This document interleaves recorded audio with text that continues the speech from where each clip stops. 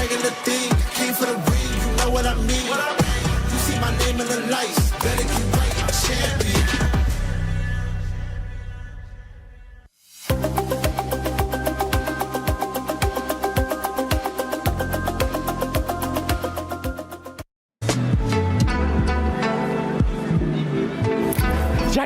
Jackie, we only have 7 minutes and 7 seconds.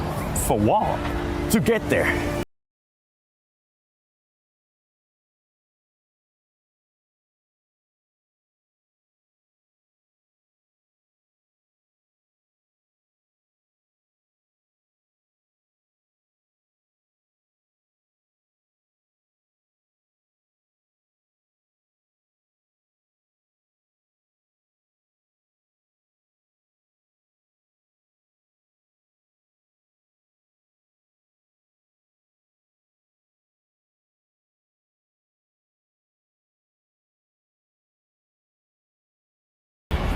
Barely, with 7 seconds to spare. Let's go, baby. The finals are here.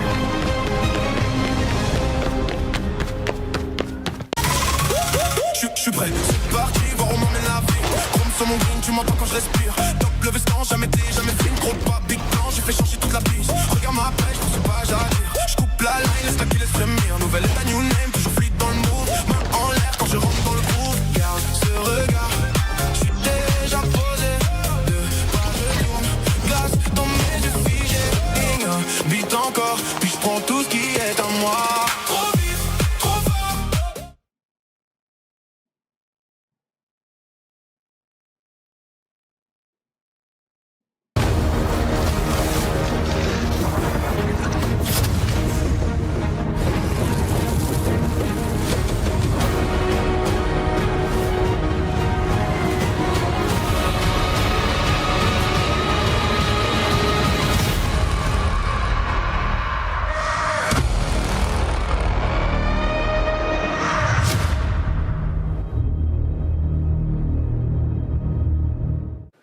Time for the last SCC rewind of PMWC for EWC 26, and we're going to look back at everything that happened yesterday, have a little bit of a talk about it here, Mr. John, and see how it all went down, because yesterday it was a marathon of games for these teams to try and struggle through. Yeah, we had 8 matches played, the 2 Miramars at the start of the day.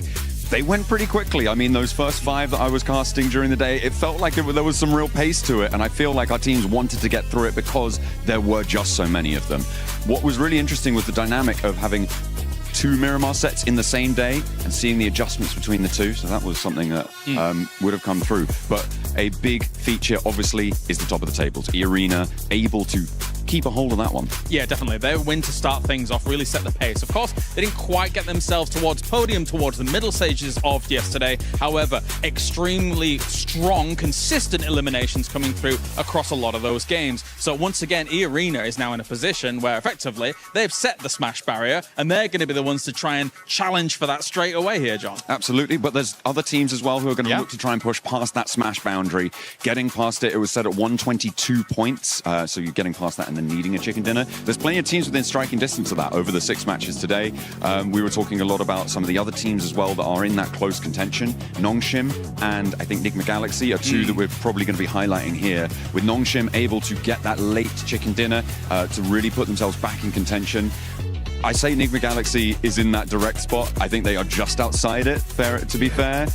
They were that's kind of the story of their day yesterday. An amazing moment for Coops, obviously, in that 1v4 going up against Furia. I think that is going to live in people's memories for a long time, especially Furia's, even though they did actually fight back in the next game straight away and actually get themselves a victory from a very similar spot. So Furia shows some great resilience there. But at the same time, if you look at the mid portion of yesterday, those 3 Erangels, John, we had a spectacular showing from S2G. What year is this? They get themselves a first, second, first. That was awesome for S2G to put themselves in the running as well. Absolutely, they had a really great resurgence, a name that we haven't seen at the top of the Turkish scene, let alone the global scene, for quite a while now, and I think that is brilliant for them to be able to come back. Without the name of Silas on side though, which is a little bit disappointing for me. I would have loved to see him alongside, but That's not my decision to make. No, it is not. And they are making some great decisions on the Battleground regardless of that. And also who's making great decisions, and again, what year is it? Aurora, when a lot of pundits and experts had really kind of given up on them being able to win. Obviously, we saw them as Alpha Gaming, as Falcons kind of in the past as well. And now this roster suddenly is like, well, you know what? We're going to prove all the pundits and experts wrong and find ourselves at the top of the table as well. We are sometimes seeing the dockening happening a couple of times, though. There are still those little glints and gleams of the false past, but hopefully they are going to put them in the past because they have one day left to sit atop the pack and maybe claim a global title where they have been denied so frequently. All right, well, that does it for the STC Rewind here for the last day of the finals for PMWC EWC 26. You don't want to miss what happens today. At the end of the day, we will have a team placing their key in the totem and cementing themselves in history here at EWC. Ladies and gentlemen, welcome to PMWC at EWC 26. The final day. 2 weeks of grueling hard work from this squad is gonna conclude today. We don't know how many teams is gonna end up being, how many games actually is gonna end up being. It could be 2, could be 3, could be 4, could be 5, could be actually all the way to 6. But I'm joined by none other than Maxman, Neptura, and myself, the 7WG. Max, how are we feeling going into this final day? Oh, I'm so happy really for today because we are going to be 100% going to be crowning a new PMWC champion here. There's no Yangon Galacticos, there's no Alpha 7 to get that trophy back for themselves. So today, one team will be making history at Paris. There will be making history. And for everybody, before we show anything else, just a quick reminder, the prize pool, $3 million. First place is gonna get a cool 500,000. But before we even talk more about that, just remember, if you are going to be using social media, use that hashtag EWC, hashtag EWC26. And while we're at it, let's give them a cool pose so they can actually screenshot it and share it. Ready? 3, 2, 1. There you go. That's all you guys get. Hopefully, you'll be able to share with the hashtag EWC and hashtag EWC26. And don't forget to do your predictions as well in the EWC app. Put in your predictions. Our predictions aren't doing quite well, but maybe it will be the turnaround today for some of the squads. But talking about the prize pool earlier on, $3 million, life-changing money, especially for first place. Don't forget, we also have the finals MVP, the Sony MVP, which is going to be $25,000. 25K for just fragging out completely. I can't wait to see who's actually going to bring that one home. We are looking at a few different contenders, I feel like, Max. You know, you do have Milu in there. We did see Hyunbin popping off. We saw, I think, Aaron as well was MVP for one game. So again, still, you know, doing some really good stuff there. So still very contentious for that. Looking very much forward to today's 7. I think it's going to be a fantastic day. The games are going to be awesome. However many we have, just going to be super intense. And that Rondo to kick things off. Let's go. Super excited for that. I can't wait for the Rondo. But first, we got to talk about some of the amazing plays that we've been seeing so far. Earlier, Kalara's got a chance to mention it too. Coops has been popping off for this squad so much that I got to say it one more time. Coops! Yes.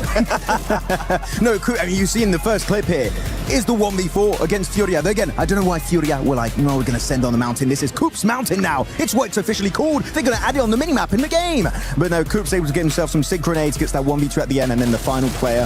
This guy is absolutely insane. And keep on top of your mind, of course, there's no hot drop with Ida anymore on a wrangle. Exactly. So that's another big advantage. So NGX, they're not too far from the podium. They could be making a big jump. And another player that has been putting up great performances is none other than Spower from Godlike. This man, and even if it's not going to be challenging for the first place, which hopefully they will be challenging for at least a top 5, he's been putting up performances. I am so impressed with S-Power, I have to say. Coming out here, you know, again, not much experience. You're going, okay, they're not going to really be up to the par of these massively experienced teams at a global level. But S-Power, he's got the peaks, he's got the angles, he's got the game sense. I mean, I would not have batted an eye if you had told me, oh yeah, he's been playing global for 3 or 4 years. That is where we're at with him. So I'm super duper impressed. Can't wait to see what he's got still up his sleeve coming into today, because however many games we got, I know he's going to absolutely crush it. He also has the Molotov, by the way. Yeah, that was a really good Molotov. Is it a hair buff? He has the best hair. He does have the hair, Jealous. Bob. Don't bring it up. I'm super jealous, okay? So am I. So am I, dude. We'll figure it out, Max. Maybe by next PMWC, we'll have just a full set of hair. But we got to talk about what's currently going to be at play, which is none other than the Smash Zone, which is currently set at 122 points. For everybody that might not be familiar, that might be watching EWC, might not be familiar with PUBG Mobile Esports, don't worry, we got you covered. Today, the Smash Roll is going to be in play. A team needs to be able to achieve 122 points, and after that, if they get a win, they will be able to win via Smash Roll. If they don't win within the first 6 games via Smash Roll, then after 6 games, we will go to the team with the most points in the leaderboard. But let's take a look at the overall so we can actually get an idea of where the teams are at, because E-Arena finished off the day great yesterday, and they're currently with the team that's at that Smash Zone, and they're at 112 points. Arena, I think they could definitely do it in this first game, right? Because we have seen before that some teams who are right there struggle really badly to actually make that threshold at all. That pressure just gets to them. But for me, E-Arena is definitely one of those teams that I don't think will have a problem with that. They just need to smash it out of the park in this next game, maybe next 2 games, and I think we could definitely have a smash threshold by game 2 with them. Could be happening. Really could be happening, especially with that stadium finish they got just a few days ago, right? So definitely a big opportunity for them to make it happen. Though I'm looking at Nongshim Red Force. We used to keep saying, right, going into a global event, we never got an international smash. It never happened. That's now changed with PMMI, the Macau Invitational, and it was Nongshim Red Force able to snatch it away from the grasp of Furia. So Nongshim Red Force being the team just behind E-Arena, that's a scary, scary prospect for all of Thailand. It is, and then you have in third place one team that has been very consistent, that usually we give them a lot of feedback because they tend to be very inconsistent, and it's none other than Aurora Gaming. Aurora Gaming within that striking distance, and this is a team that we really haven't gotten a chance to see any insane pop-up performances that we know they're capable of, and I wouldn't be surprised if we do end up seeing that Aurora Gaming today. I am going to be very intrigued to see what Aurora do here, because I feel like they are a day 3 team. They do come out of the woodwork somehow. They are very, very quiet for the first 2 days, and then day 3, oh my goodness, completely different ballpark. So I think that could definitely be something that we're going to be seeing, is specifically in the first rondo, because they have been known to put up massive elims in that first game. I just want to say, can we stop getting a global MVP and just actually win a tournament, Aurora? That would be really nice. True. On the second page, we did see for a little bit there, teams I would say below Chiamba really going to struggle to make it work out. But here you have it, the race to the Smash Zone for all of these teams. Of course, we know E-Arena need an extra 10 points, but everyone else is going to need 17 points for the likes of Nongshim Red Force. Aurora is going to need a total of, what is that? I'm a little bit small, 18 points. So 1 and an 8. So really, on Rondo, those numbers are very easily achievable if you do end up getting that chicken dinner, and especially if you get a lot of eliminations straight away in that hot drop. And for the teams that are currently in 7th place, 4th prize, for the team that's currently in 8th place, Furia, you need to be able to put up those numbers if you want to be crowned a new champion. And that is our Sony story of the day. With some of their squads. I can't wait to see who's the one that's going to be taking it. By the way, 4th drives, they are 45 points away from it. So I'm hoping that for 4th drives, they're going to have a great, and I mean a great start here in Rondo, but we got to talk about E-Arena, because that was one squad, Max, that was able to perform really, really well. We have to go a little bit deeper on E-Arena, the White Rabbits. How are things going to go down for them? We're going to check out the individual player stats, which I was a little bit critical yesterday. Looking at the player stats, I was like, look, they're actually quite low for a lot of these players, right around like between 1 and 2. The thing is, every player gets that every single game. It adds up really slowly, but over time it adds up to, like, I think it's total of what, 80 eliminations, which is crazy. So the fact is not just like, oh, you don't have 2 really good players or 3 really good players. No, every single one on this lineup is doing so well. Mormon, Joker, Schweppes, and Tony K are definitely showing up massively for Thailand. If they maintain these kind of results, Niptura, that Rondo in terms of eliminations is going to go fantastically well. It is. I mean, I was really impressed with Mormon. We saw some great stuff coming in from him yesterday. Day 1 was for sure the better day for them. They were able to just skyrocket up to that first place. Day 2 slipped down a little bit. They were not feeling as confident, not feeling as strong. But I tell you what, Mormon's still stepping up to the plate even in day 1. So I think also a lot of teams, like we were talking about Aurora, right? They are also a day 3 team. There's a lot of teams that do have that sort of up and down, just how it works out, right, in those finals. So for me, EA, day 2 not being so great, They have wins. They're top of the leaderboard. It's not the end of the world for me. I have one slight tip though for E-Arena. Tell 'em. When you take a fight, don't use 20 billion smokes to hide yourself. Just hold on to your utility. I'm telling you, they're quite useful in this event. You're not wrong. They've done it so many times, dude. Thanks, Max, It's a team. for bringing it up. Yeah, it's like 11 smokes all over the place. They're just going... They're not going to be able to see us. But yeah, for E-Arena, there is that one. But we got to talk about Aurora, especially because of the consistency, especially because what we've been talking about as well. This is a team that has caliber players in that squad. And then we have S2G, which they have 3 chicken dinners in total here in the finals. It's really interesting because both of these teams play very similarly, actually, right? Both of them are quite compact, quite quiet until they're able to spread out a little bit more, able to take those fights, able to push other teams away. They're very other team focused, right? But for me, okay, Aurora just has a little bit more of that expertise in this. They've been doing this for a lot longer, this kind of strategy. And so even though they don't have that win, they have a win, but they don't have the 3 that S2G have. Yep. I think there still could be something. S2G have 3 wins, but over the course of the last 2 days, they've been very hot and cold. They either are out in last or they win a massive game. So it's for me, I'm on the fence because I think Aurora has that better consistency, but S2G have proven to us more that they can win. And when it comes to that Smash rule, it's whoever wins. Yeah, I mean, you're going very gameplay specific here, which is great to hear about that. But I have 2 players that I'm looking at for both teams. HamCG maybe getting his 2nd international trophy, right? Yes. Won PMGC a few years ago back in Jakarta with actually S2G, right? He's still on that lineup. And then you have Top, that's gotten so many global MVPs in the past, same as Doc, right? I would love to see them get an MVP award. It would be cool. But I feel like the trophy and a $500,000 prize pool would be huge to get 7. It would be, and I think for his legacy, for his career, as well as where he's probably getting towards the later end of his career, this would be the perfect time for him to end up winning a global championship, especially the way that he was able to perform last year. He'll be able to pick it up, and I just want to see Aurora pop off. I want to see what would happen when all those teams pop off. Other teams that are going to be popping off and that are going to be looking to actually perform here are going to be Ulf and Furia. Furia, they need to start seeing that aggressiveness again, because that was the best time, and stay away from driving around. Drive-bys, no. They love using the cars in these finishes, especially Ayala. Gonna calm it down, especially when pushing onto E-Arena in that open finish outside of Yasnaya Lake. But we had so many great moments that really stood out for Furia and also Ulf, right? The Wolf pack and also the Jaguar pack were also looking really strong at this moment.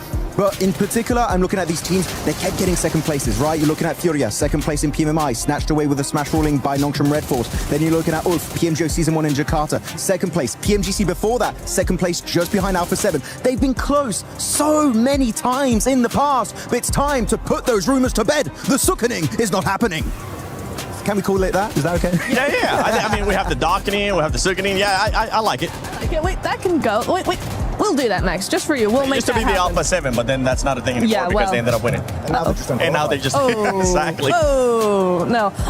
I'm very intrigued to see both of these teams here. Just to add to your point, Max, is for me, looking how both of these teams play, Furia is very methodical, very calculated, so that kind of feels like they're a little bit slow, but they're very proactive. They will make a fight happen, whereas Ulf, they're more reactive. And so when you come to those 2 different strategies, it's kind of going to be really interesting to see, as the smash comes in, as that pressure comes in, who's actually going to benefit from that.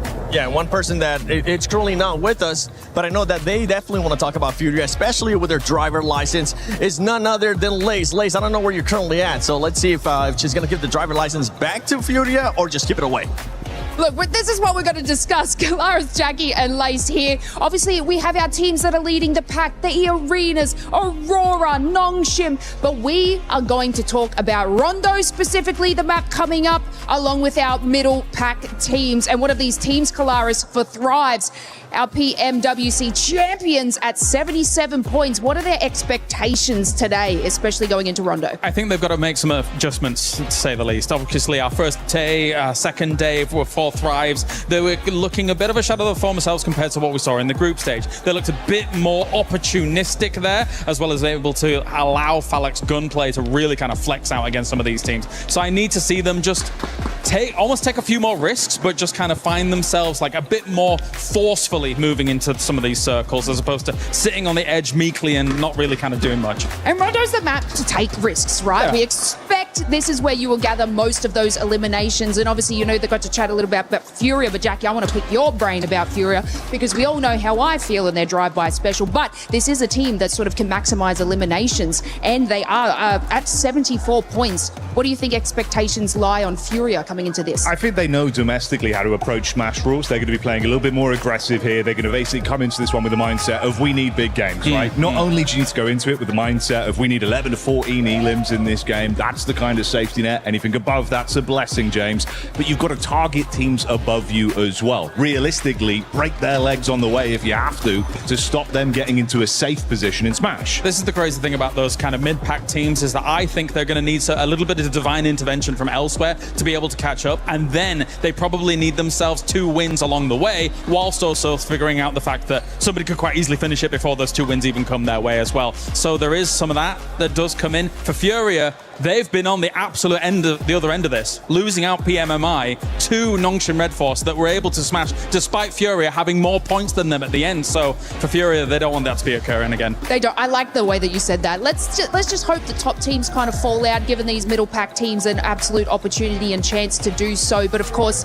we're going to have to wait and see. But 7, I am going to bestow the driver's license back to Furia so they can do the absolute craziness it is Rondo in this map. Okay, I like it. I like it. Let's see what kind of craziness we're going to be getting here in Rondo coming up. But I know with everything going on here at EWC 26, there's a lot of movement happening within the club championship. So, Glitter, what's currently going on with the club championship?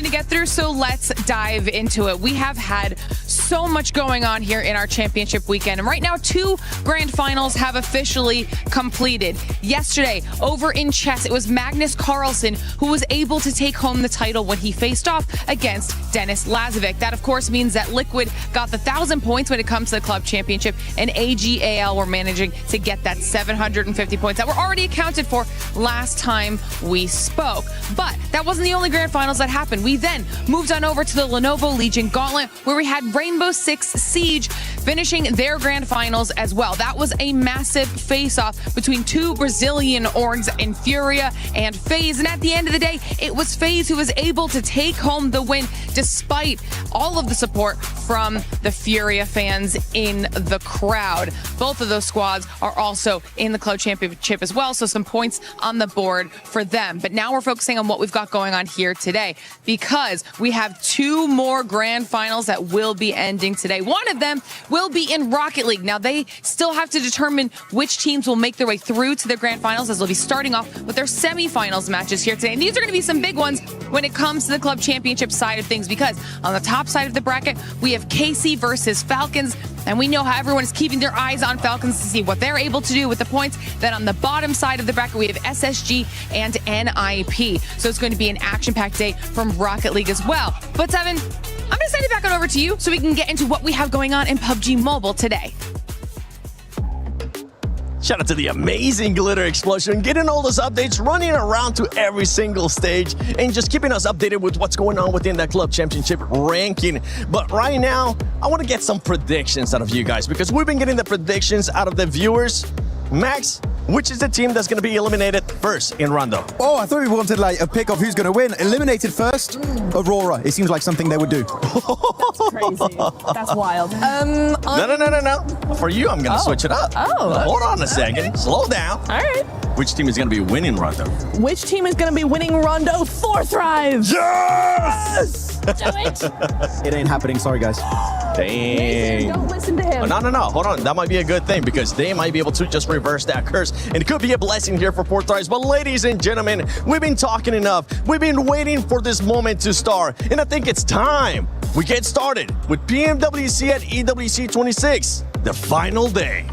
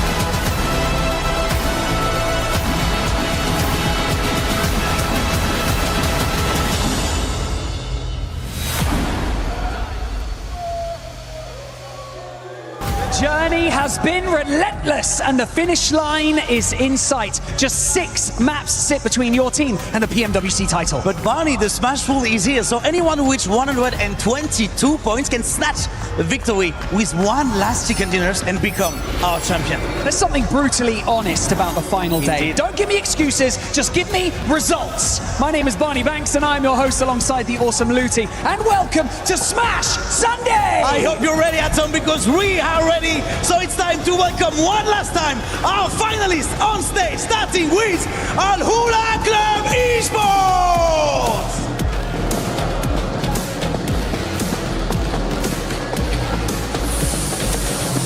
Orangutan!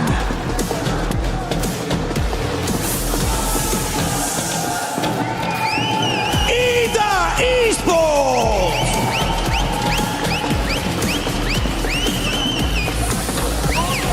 Team Vitality!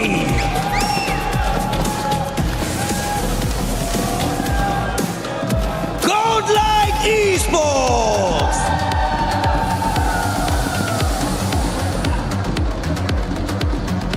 Hora Esports!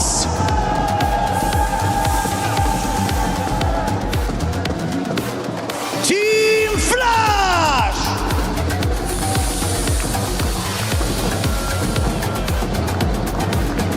Tianba!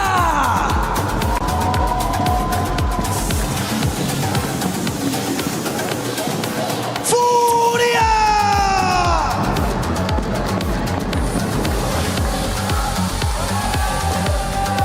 For Thrives Esports!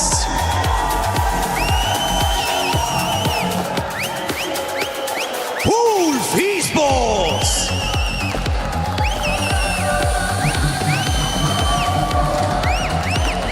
Nigma Galaxy!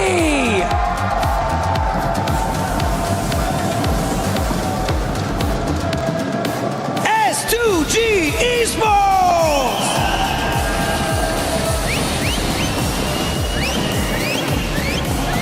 Aurora Gaming!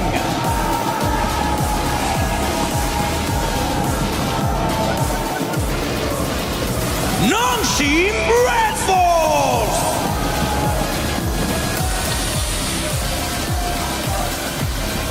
And finally, leading the charge, we have E-Arena!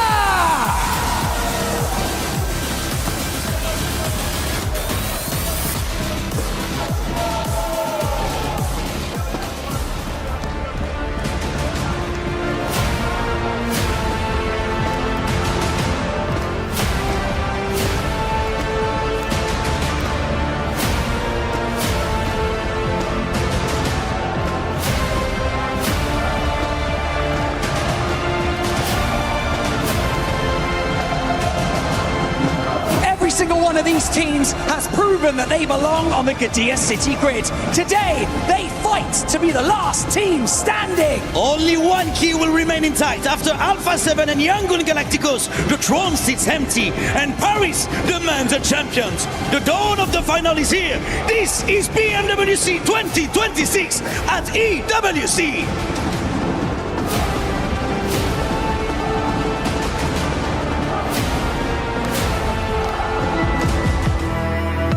Months of preparation, thousands of hours played, and sacrifices have led to this point. Life-changing money sits on the horizon, and a legacy that dreams are made of. We saw it in the group stage, we saw it in the survival stage. These teams are here for a reason, and every single one of them can actually clutch it all and become our PMWC champion. Rondos we've had at this event have been ludicrous. There's been so many huge games. E-Arena, one team that's already shown we can break records here live at EWC. So yeah, I think it's going to be a spicy start on Rondos.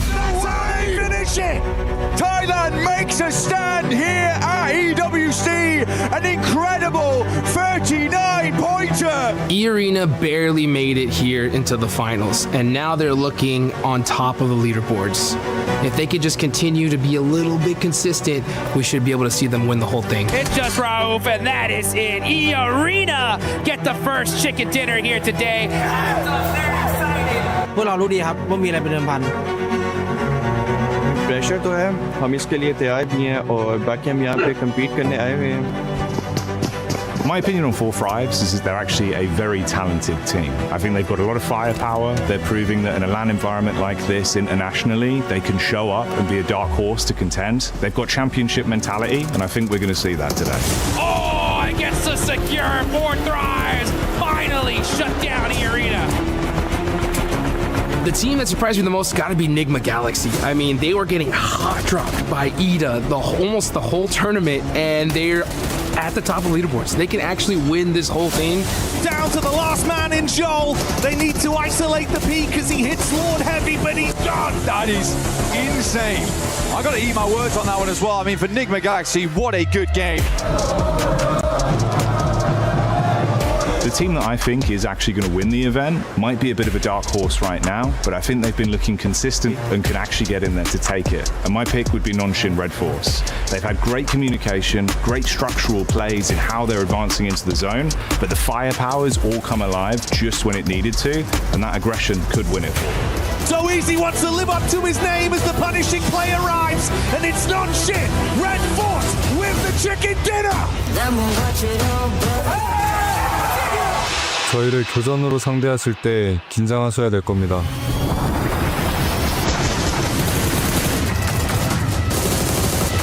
My dream scenario is if we see 6 matches with like 6, 7 teams in the Smash Zone just battling it out to see who's gonna take the whole thing. And the most wildest thing ever, if we just see like a 6th place team somehow clutch up a chicken dinner and win it. Like that, to me, that would be just the best.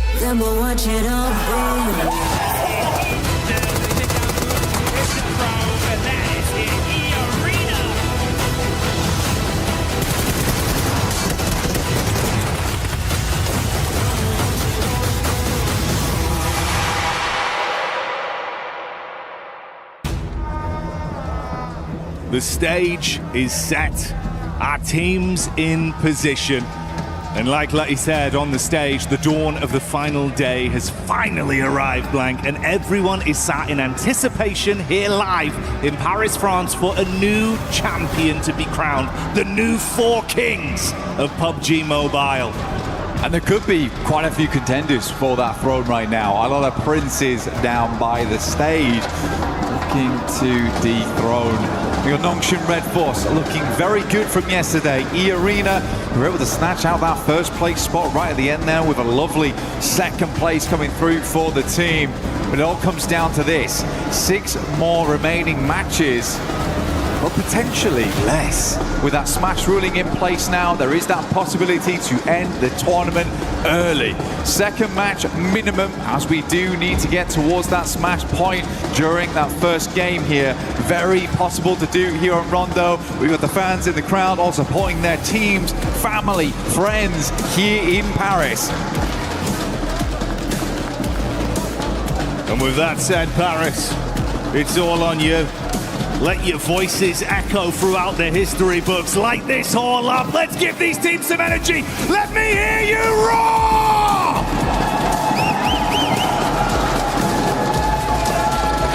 We're going to get louder as the day goes on, that is for certain.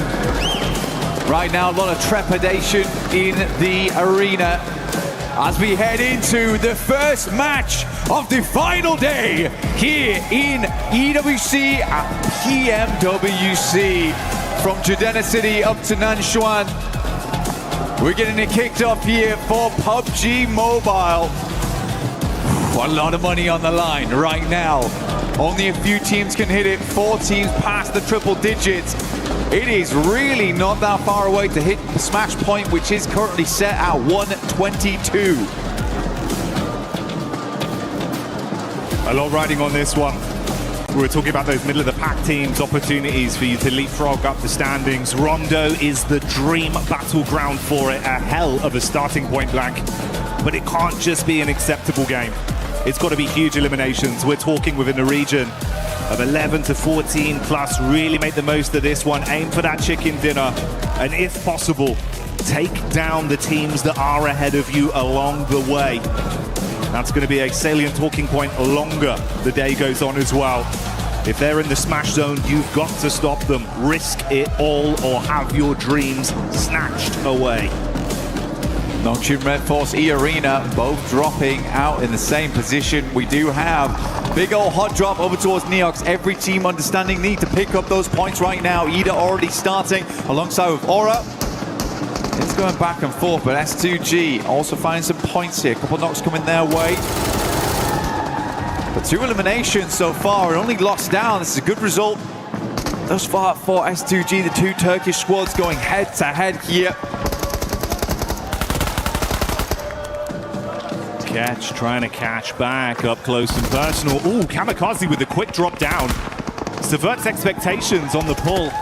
Love the movement, ready for the pre-fire as well. Oh, he's feeling himself in the finals today, Blank. Ooh, just absolutely flubbed it around that corner there. Didn't really have much of a challenge. The faux pas coming through from Kedge. Kamikaze, though, looking on fire as per usual. Picture in picture, we got Aurora coming against Godlike.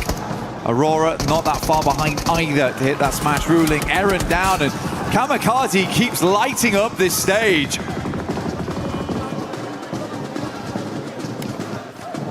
He's been a real meme machine of the competition. Great story for him as an individual with some of the plays he's been making. But like you touched on, we saw it down in the bottom left. Now we get it full screen. This is Aurora. They've had some good moves. Got to keep it consistent. That's the name of the game. Don't let things poison the well the longer today goes on.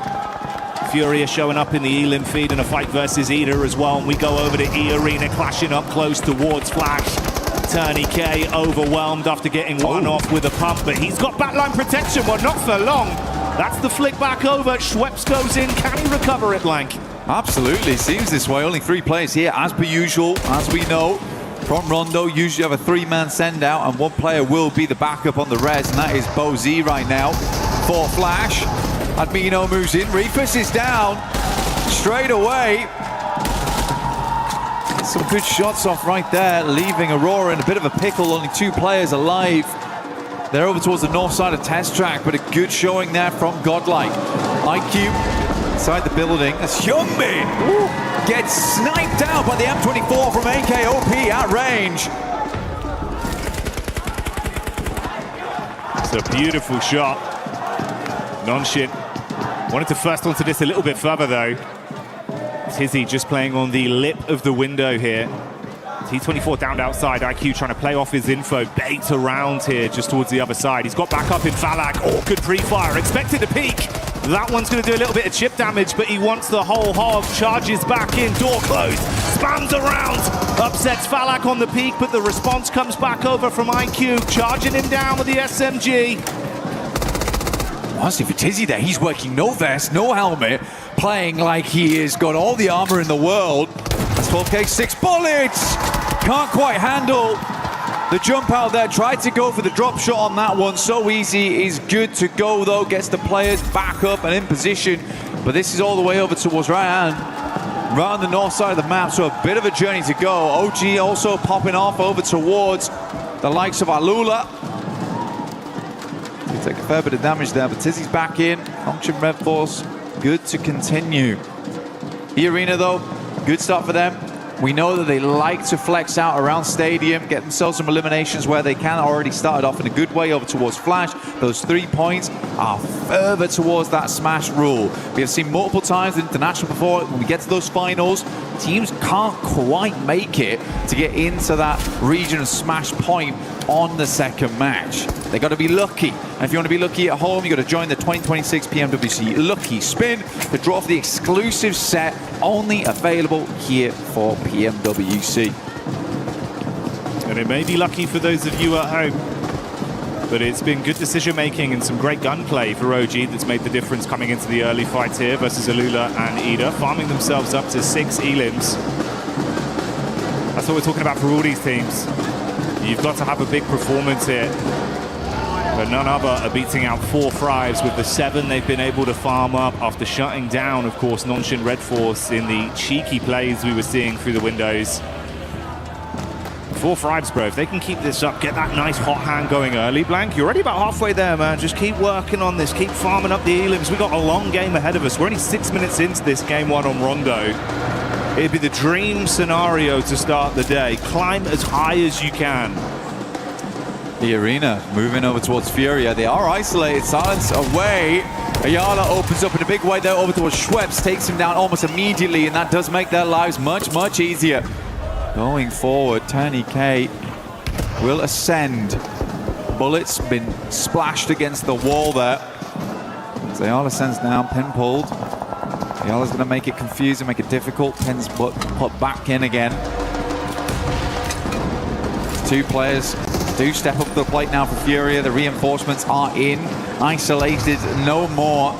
Joker and TourneyK will have to fight for their lives. Close quarters combat. Nay pulled, bounced round. Not going to deal any damage though onto the Furious squad. They know how to play in these sort of lobbies with this much pressure. With Smash looming over them. They can dig their heels in deep and start to stand strong. But it's one step at a time, and E-Arena are the first challenge for them right now. It's Godlike that are also just on the periphery of this, getting information for free with all the noise that's being exchanged between the two squads. Chief further back on the other side of the bollards, throwing the nades in as well. Kind of an interesting setup here, because they've got a big old split on over towards Testract and Neox. Very dangerous area to be in. So again, for E-Arena, you do have Schweppes as well as Mormon in the backlines and Stadium. They're waiting, poised, because they're sort of certain this fight is not going to go well. Require a bit of a sick play. It's a couple of plays from TourneyK and Joker to get this working.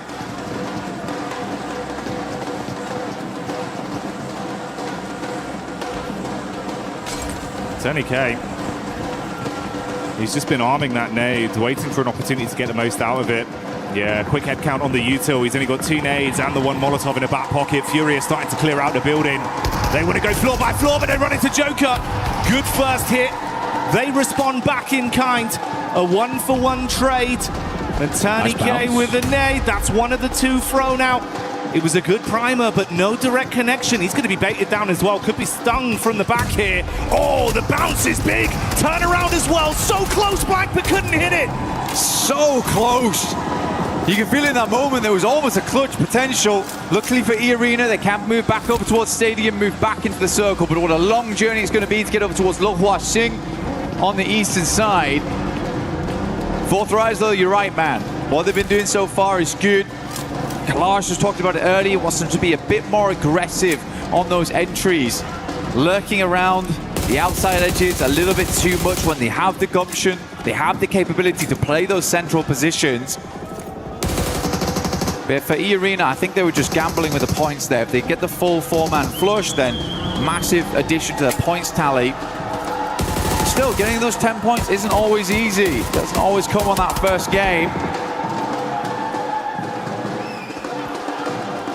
Nongshim coming in from that north side. S2G do have a player down in the dirt. Looking to get him res back up again, but Nongshim with a pretty decent injection on that northern side. Gives him a lot of maneuverability. A lot of capability to actually gatekeep on the northern edge if they so wish. Maintain control of some of that higher ground, some of those roads that teams will want to cross back into.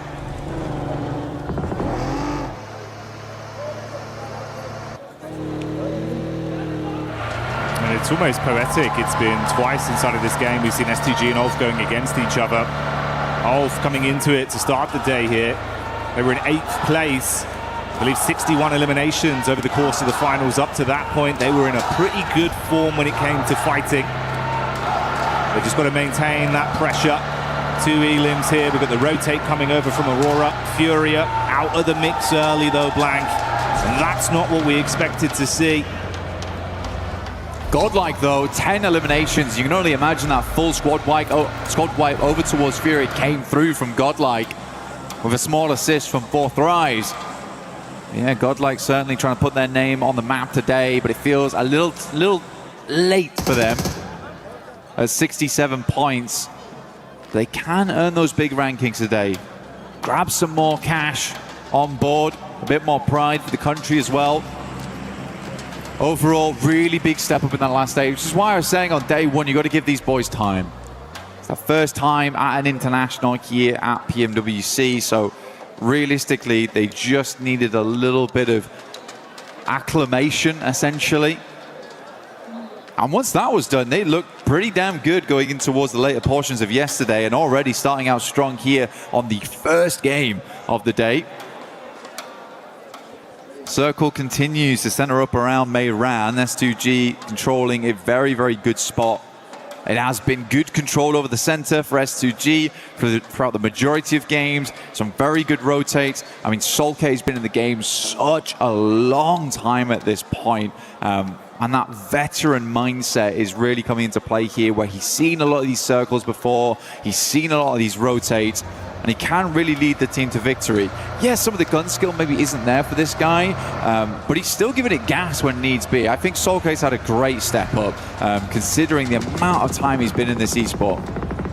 You got a lot of talent on that roster. You can pass the baton too if you need to rely on someone for a sick play mechanically as well. So certainly armed for some good fights. Talking of which, Aurora getting line of sight over onto the Vitality migration as they wanted to make a move straight past. Few shots on target, resulting in them going down to a 3-man squadron. And Tora that also have a similar flight path back over towards the zone. I'm curious as well, bro, the push down from Nongshim Red Force, thunder-footed their way into the zone early. I was saying the consistency of this team looked good, but it's the fact they've turned on this aggression. They're willing to fight for a good position now, Blank. I mean, playing over towards the northeast side of Meiran, I mean, it's a bold maneuver, right? You don't try and play to hold out teams on the outer edge, but they don't get themselves too stuck into Meiran either. So they have accessibility to the rest of the zone. But this is a livable position in what is a bit of a dastardly circle. Now, E-Arena, we saw them coming in very late. They played over towards Stadium for a long, long time. Go over to recuperate after 2 players in Tony K, as well as Joker went down to the Fury a lot. Just on the heels, though, of OG. Mormon's going to jump out. He loves a scrap. In the meantime, the Elim feed's lighting up and the crowd's getting excited because Godlike, it looked like it was a struggle of a fight versus Ida, but they've turned it right around. They lose 1 player and are able to clean out the entire squad. So goodbye, good night, Ida. The second team to exit stage left in our opening game of Rondo, whilst E-Arena continue to chase OG. Keeping it pretty cool here inside of E-Arena. Smash ruling always changes how these teams play.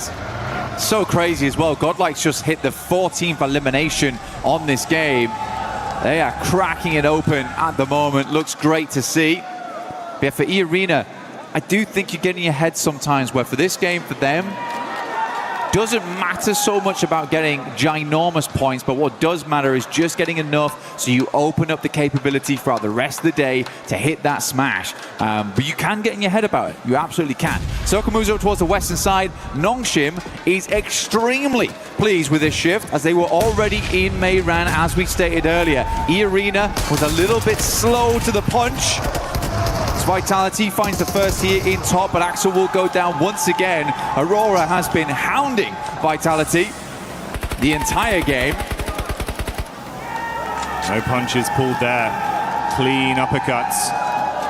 And with Vitality out, they'll be able to save their mate, get top back on his feet, recover from this. They saw the rotation from Hora, hard committing to get past them, now trying to get into the zone themselves. Meanwhile, Nongshim Red Force actually getting vision of their entry point, and they've instantly dispatched 2 of the players. They're pincered as well, Velula on the other side. So this is a ton of info for Nongshim and some extra points. Look at this shot from Doc. Really, really good stuff. Double spray down on the roll-up is crazy, even before they get anywhere close to the compound itself. And not a single dash of damage sent back his way. Very, very nice initial game here from Aurora, but they have a long way to go. Nick McGalaxy currently holding the backside on that southern edge. S2G blasting bullets in as Alula holds back Flash over towards the water side. Aaron out in the open, waits for the reload to come through, and then makes the cross. Good timing on that one. These two sides hounding each other the entire time on Rondo. Feels like they're mirroring each other. Ooh, Orangutan from the side getting a look in as well. Solke feels that one. Gotta drop off.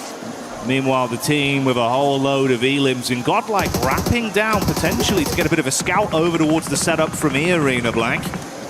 E-Arena would be really bad to go out right now. And I can actually tell that E-Arena is playing fairly passive because they didn't take the opportunity, despite being ahead of OG, to hit Mayran hard. OG's actually been able to take up that position.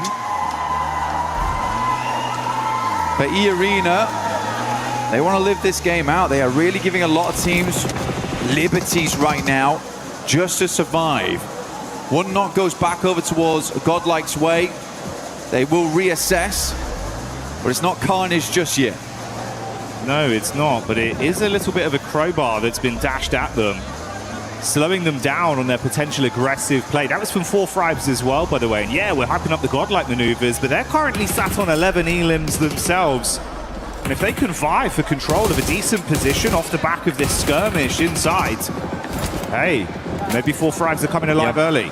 What's great for 4Fribes, right? In PMGO Season 1, they were sort of the back seat because they came in with Smash Point very early on the first day. And I think that pressure got to them a little bit. It went all the way to match 6.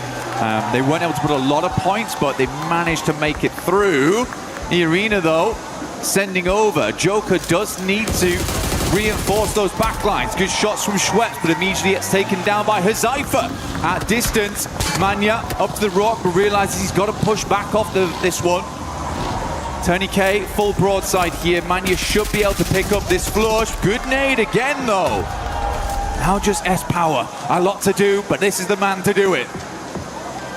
He's the clutch factor. Ooh, saved by the bell on the nade. So low. Able to keep his head above water for a few more seconds. Good bounce back. Squad Oh my God. bounces over, shuts down S-Power. Salme out. Adamino, the only one left now. That deployable cover barely keeping him alive. 3 players up still for E-Arena, looking to get further into this game. Admino might be able to go for the res if he goes for it now. I think they're going to sweep round in the vehicle, try and figure out what's going on back there. S-Power still down, knocked. Schweppes moves up, goes for the drive-by, has the information, and that is Godlike out. So a good refresh on the gear, at least for E-Arena. Some more nades available, more ammo. They could swing back down towards that compound on the south side they held earlier on, because this is a hard south shift away from Mayran. E-Arena getting thrown a bone here, but still they have 3 players. They are not at full force. Let's see how they play this out. In the midst of this, that elongated battle that's gone on the whole map here between S2G and Ulf continues. Edge guarding them coming out of the blue and keeping shots on target. It's worked out slightly worse for Ulf, down to a duo, but we do say goodbye to Solke on S2G, so a triple threat remains there. There was some fighting over from Nonshin onto OG inside Mayran as well. They were taking pot shots at them, so a 3-man squad living on amongst that. And 4Fribes consistently keeping their head on a swivel as well. They were peppering bullets over to the E-Arena encounter with Godlike. Yes, they got some knocks, but none of those converted into points. S2G desperately trying to make the cross right now.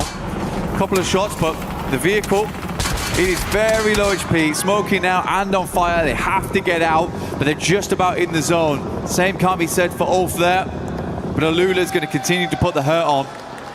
Enigma Galaxy wanted to move around on that eastern side, see what they could pick up, but all those points have been dashed away. Still a 5-pointer on the game with the 3 players that Enigma Galaxy hold. They're on the other side to E-Arena. I like this, though, actually. They've got Joker as well as Schweppes playing the northwest edge whilst Mormon holds down the compound. They're looking for exit frags here, Jackie. You see the conversations there between S2G. It's an intense day. Got to clear the bag instantly off the back of a game 1 like that. And Mormon did set himself up just as you suspected early, and then have played a little bit more of a scouting play to keep themselves at least aware of what's occurring up between the setup of 4Fribes and OG. There's been a lot of noise, a lot of free info from that. Don't mind this too much. Just trying to create a little bit of a dip to play around as players will attempt to leave from Mayran. That's OG on the north side. Likely first to leave. It's a gamble play, but they know they're close now. They know they're close. As soon as they start getting into those placement points, they get a couple more eliminations. They're set. Their goal in this game was far easier than most. Not looking for that chicken dinner, man. Back up into Meiran. Goodness me, we went back down south, back up north, and now Schweppes has got to go pick up Mormon. Plays up by the roadside. Not definite this ends in the urban area. Enigma Galaxy might want to make a send soon. OG loses one on a knock. Not flush though. The fourth rise looking fantastic right now this game. 11 eliminations. Holding a strong 2-2 split. Inside of Meiran, controlling both the run out from OG and scouting towards Nongshim. With Nigma turning their attention onto Flash, you can see Schweppes had already identified their setup far over. He was waiting for an opportunity to actually shoot some bullets their way. That was the call for it. No raw connection from this. He'll spot Satan on the rotate with the vehicle as well. Still debating if he can actually get some pot shots here, trusting in his source from distance. And this is also amongst the Lula that are pushing up onto 4-5s. They knew they were fighting OG. They took a few pot shots, but now Quick's trying to take at least a little bit more aggressive space off them. I think we're going to see in a struggle position, and E-Arena can play this very slow here. They don't have to peek too much. Ralph already down there. Should go down to the play zone. Enigma Galaxy is going to try and go for that southern push on this one. Like you said, Schweppes identified their position very early. The shots are coming through. They don't want these points to be stolen from the players inside of Meiran. Schweppes opens up, but looks like those points might be going another way. Nongshim getting some great damage, just playing into that engagement between Alula as well as Flash there. Gonna be long grenades on this one though, Jackie. Decent chuck. That one might be good. Bounces into the back. It's chip damage, but no conversion. Ooh, bursting just in front of Satan. They've got one smoke to try and pop. Hey, this is dastardly. You are trapped in a hellish position whilst the other squads are scrapping through each other, so the lobby's starting to thin here. It's tempting for E-Arenas just to push this. Getting in towards 6th place, right? You're very close to that point with 2 eliminations. You could just sack your game here to go for it. Joker's going to try and get a different angle on this one, move up over towards Mormon, put some more emphasis over towards Meiran. If we go a little bit further south here, the game actually does open up for E-Arena mainly. 4th Rise also have a good capability of leaving from this area. Wonder how many vehicles they've still got left with the tires in play. Yasser will take down Bozy, and that's the end of Flash. I mean, Nongshim Red Force has been consistently peppering that engagement, but it is Alula who's got away with the majority of the points on that one with 11. Yeah, there's been a lot of harassment of all of these squads from Nongshim and 4-5s, consistently taking pot shots out, making the fights more uncomfortable for either team involved. For E-Arena, if Nongshim actually keep this up in terms of a safe placement in the zone, some big plays, you might need to shut them down. Going to pull slightly away from their setup, though, centering up around the 4-5s crew of E-Arena, knowing they can advance a little bit on this. Yeah, it's a big opportunity now for 4-5s going forward. Get a chicken dinner here. You set yourselves up to get potentially into Smash ruling by match 2, by the end of match 2. Very cool to see both E-Arena and Nongshim Red Force. None of it was small talk at the start of the day. They were certainly looking to make it very, very difficult for any other team immediately going into match 2. Putting the worry on, requiring teams to keep tabs on them, potentially even hunt them down to keep their tournament alive. Because as soon as they smash, the game's finished. There's no longer any more opportunity to rectify those mistakes from previous days. You will just be locked in where you currently stand. Which is why it's such great news that 4-5s are having such a big pop-off here on game 1. They're bringing the heat, showing that they're handy with the steal. And for Alula, try as they might to absorb points from this lobby. They're so far down that it's been uncomfortable. What happened there? I mean, it was danger close, mate. He got one knock onto OG, but it took down a member amongst the commotion. 4-4 Thrives.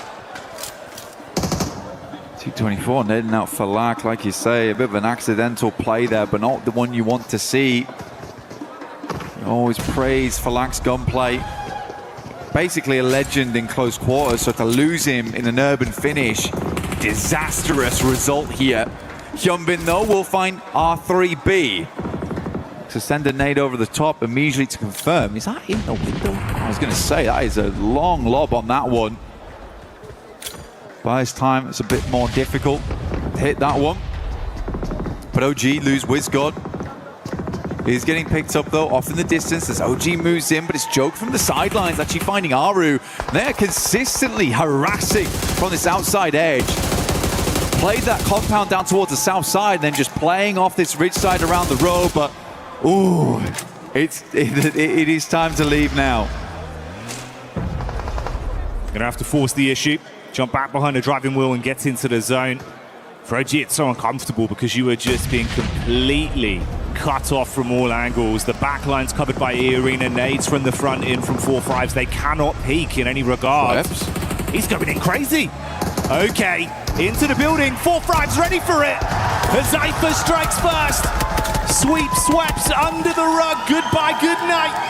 T24 with a nade from the top. He sees Joker, but it's Lord that steals it from Nigma Galaxy. Nade over onto WizGod in the meantime, as well as Yasha falls to Hyunbin. It's all turning into carnage. More man. Last left alive here. I think it's one more placing they need on this one, Jackie, as well. One more elimination would also do the trick. They want to get themselves up towards 5th place, but it would be so awful to go into match 2 1 point away from Smash ruling. Does not have a position to play though. Everyone's completely looking his way. Might have been better to hedge his bets down towards Nigma Galaxy and just try and take a one-on-one trade. Just wonder if they actually know how many points they've currently garnered on this game and how close it gets them. You'd expect them to, right?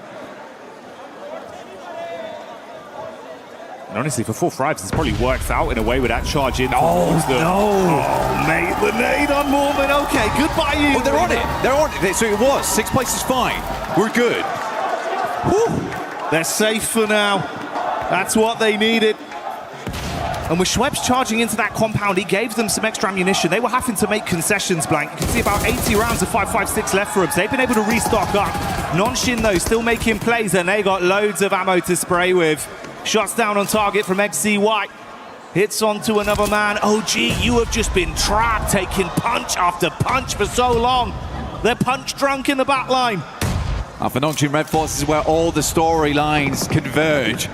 Chicken dinner would be ideal, but a few more eliminations and a 2nd place would get them in towards that position. A pitched battle between Nongchin Red Force as well as E-Arena going straight into match 2. Good nade over the top from AKOP. Opens up the door here for them to move in. Zypher leaning onto this one. AKOP's down, leaving just WizGod.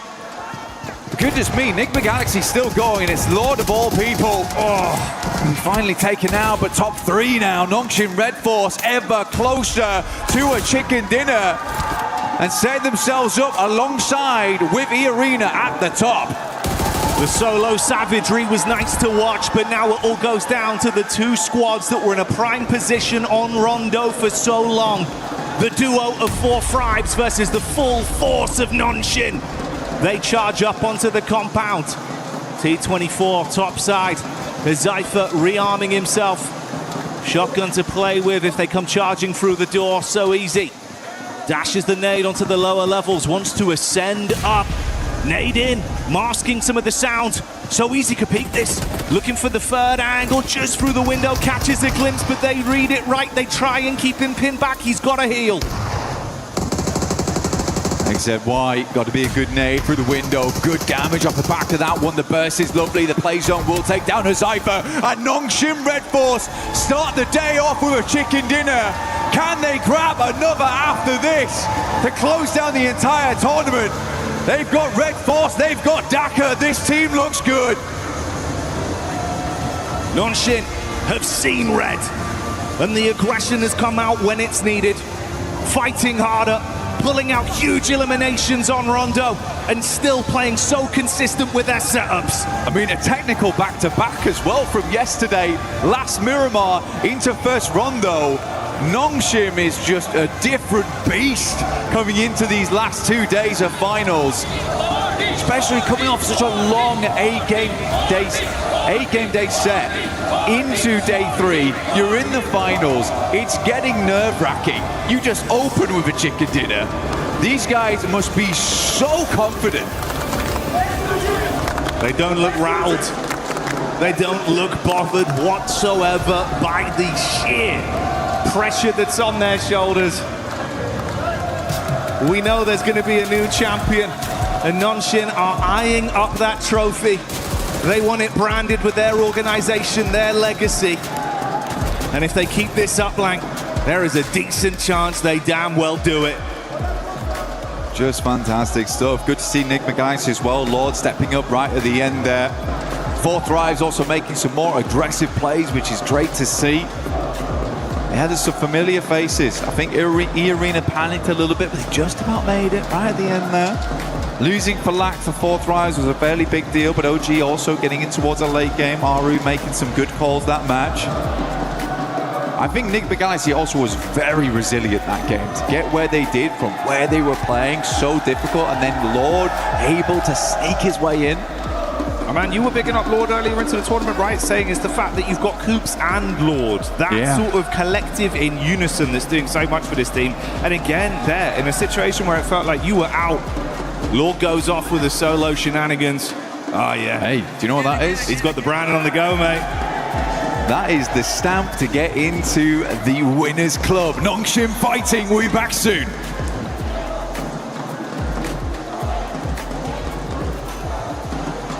Hi everyone, I'm Rick, producer of PUBG Mobile.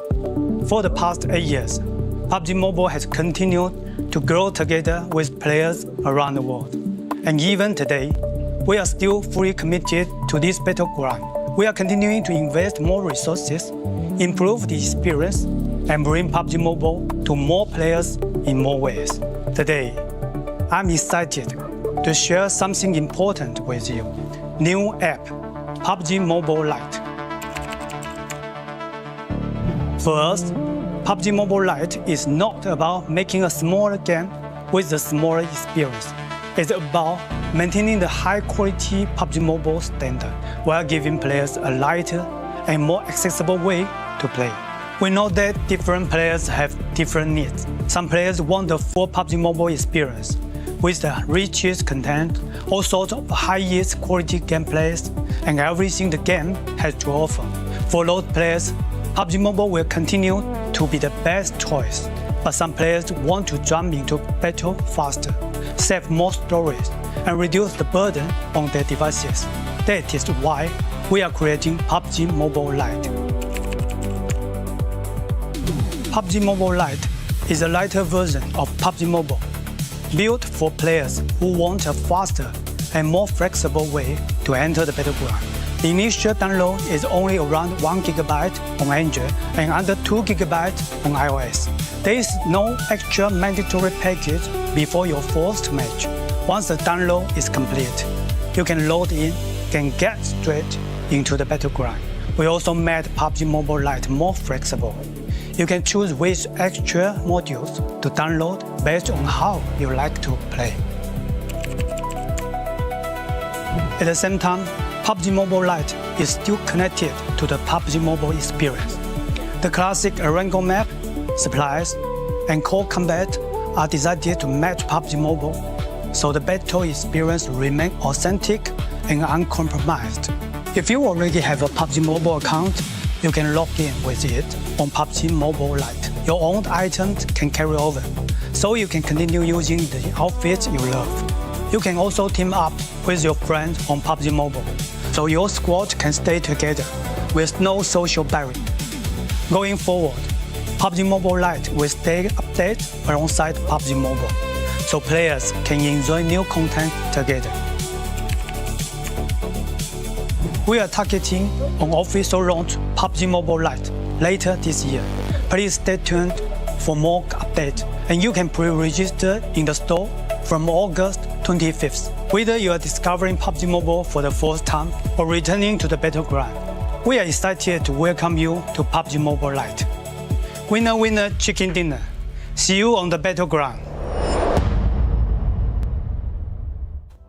We will see you on the battleground. PUBG Mobile Lite pre-register August 25th. I'm excited for it, Max. I know you'll probably end up making a video about it on your Instagram, which is what? Remind me again? It's Maxman Cast right now on Instagram. But no, I get comments, I'm not joking, Seven, every single day about PUBG Mobile Lite. When is it coming back? When is it going to get an update? It's getting an update later this year.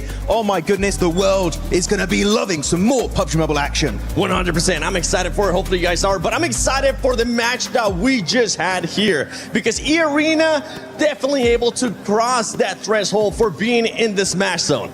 I mean, they truly analysed the situation. They had every opportunity to get rid of NGX from that, I guess, southern side of zone. But no, they kind of already knew that they did enough to hit the threshold. And I mean, it was kind of all to Mormon's sort of intel on OG and 4 Thrives. They had quite a bit of line of sight on them, their position in zone, but incredibly calculated from them. But of course, we gotta talk about the tippity top 4 Thrives right now. We do gotta talk about 4 Thrives because we were expecting aggressiveness out of this team, and boy did we get it. Boy did we get it. 4 Thrives coming in hot today. This is exactly what I wanted to see from them. Did they slow down just slightly when I would have liked them to be a little bit more aggressive onto OG, onto some of those other teams, you know, as the zone started closing up around them?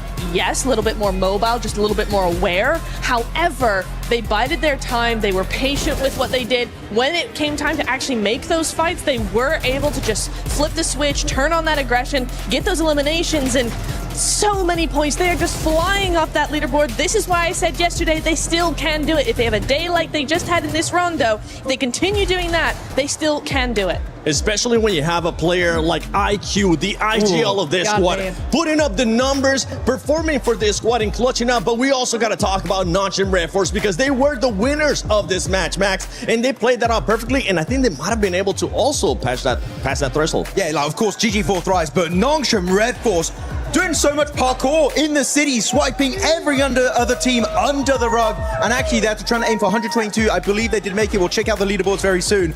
But Nongshim Red Force giving E-Arena an absolute run for their money. And it is so rare to see 2 teams on the very first game enter the Smash Zone. It might have just happened today.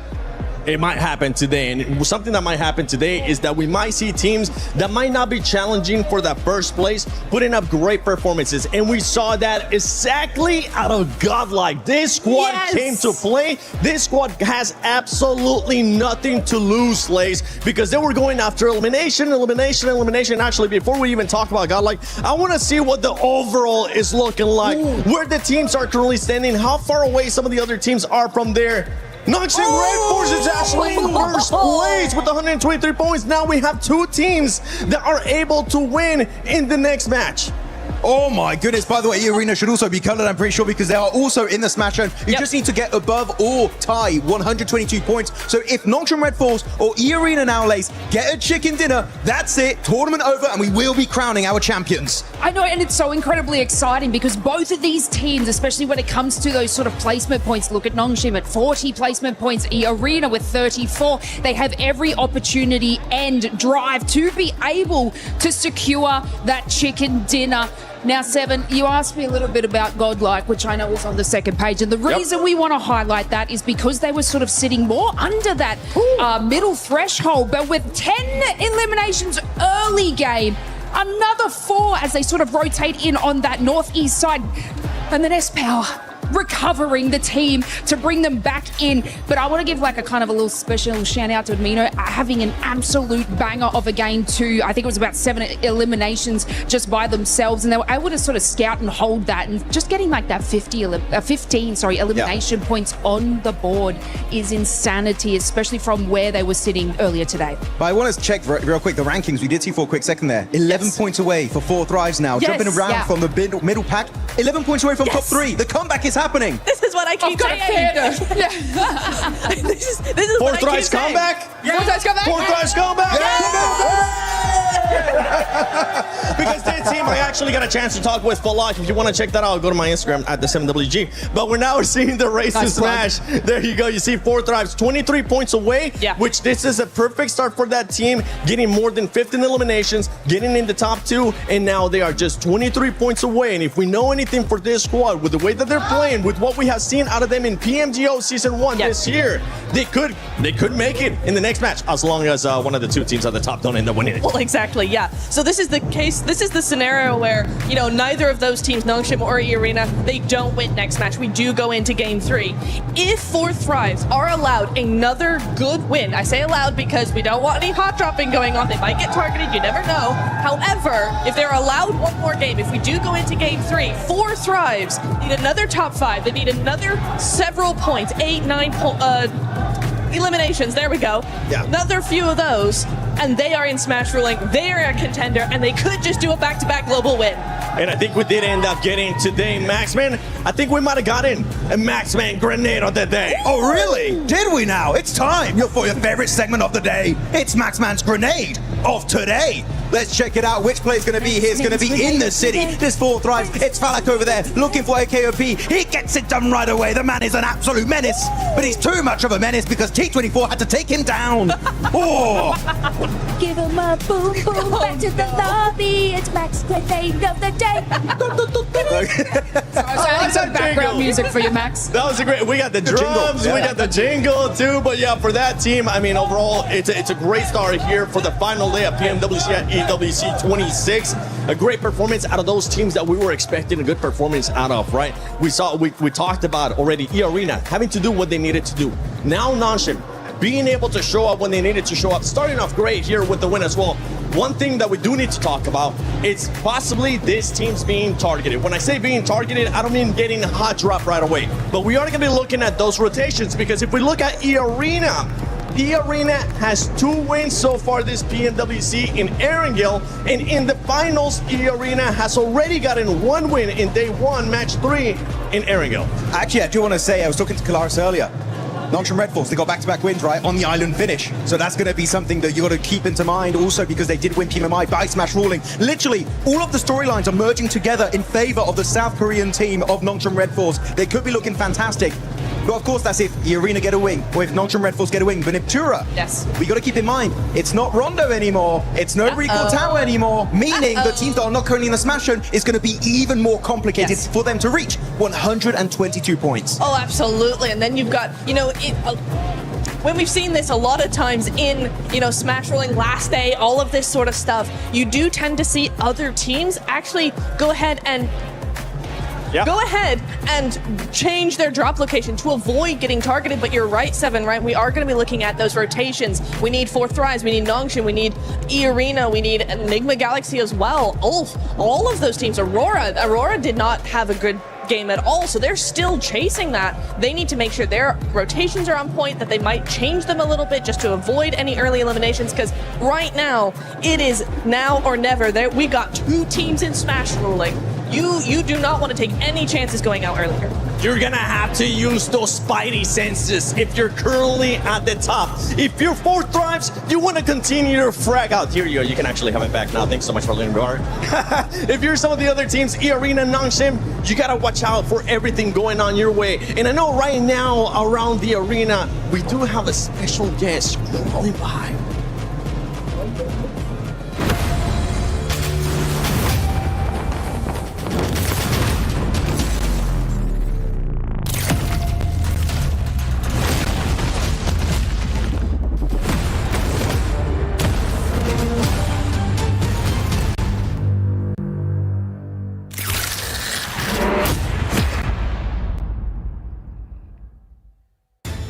Spider-Man is officially back in PUBG Mobile. Some of you may remember the collaboration in 2022, and this time he's returning to Erangel.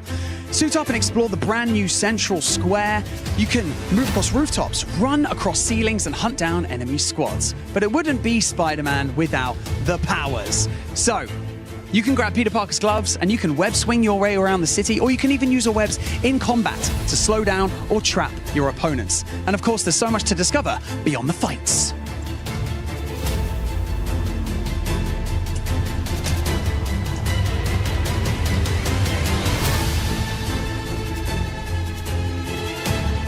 You can visit Peter Parker's apartment and hunt for hidden Easter eggs inspired by the world of Spider-Man. From Peter's messages, to secret clues, to hidden surprises that you're going to have to find yourselves. And remember your favorite Spider-Man movies? Well, here's your chance to recreate those iconic moments.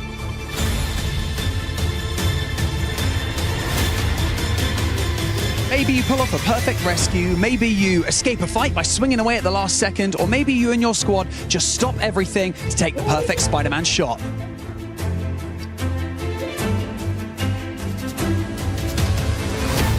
So, if you haven't jumped in yet, grab your squad and experience Spider-Man in PUBG Mobile. Also, Spider-Man isn't only swinging around Erangel today.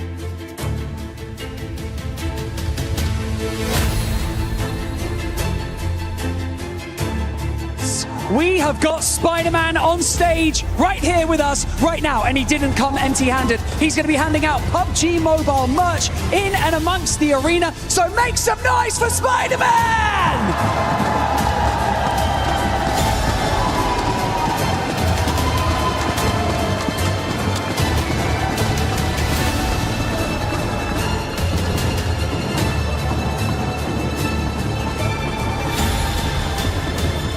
It's good to see the heroes back in action on every single front, from Spider-Man to Hyunbin and the rest of Nongshim. Heroes is the name of the game today. These teams have been heroes in their own right. For Nongshim Red Force, what a push to hold down Meiran and find their way to that smash zone. E-Arena held their nerve. They played that west side well, and they just got across that line. It was surgical precision on that 122.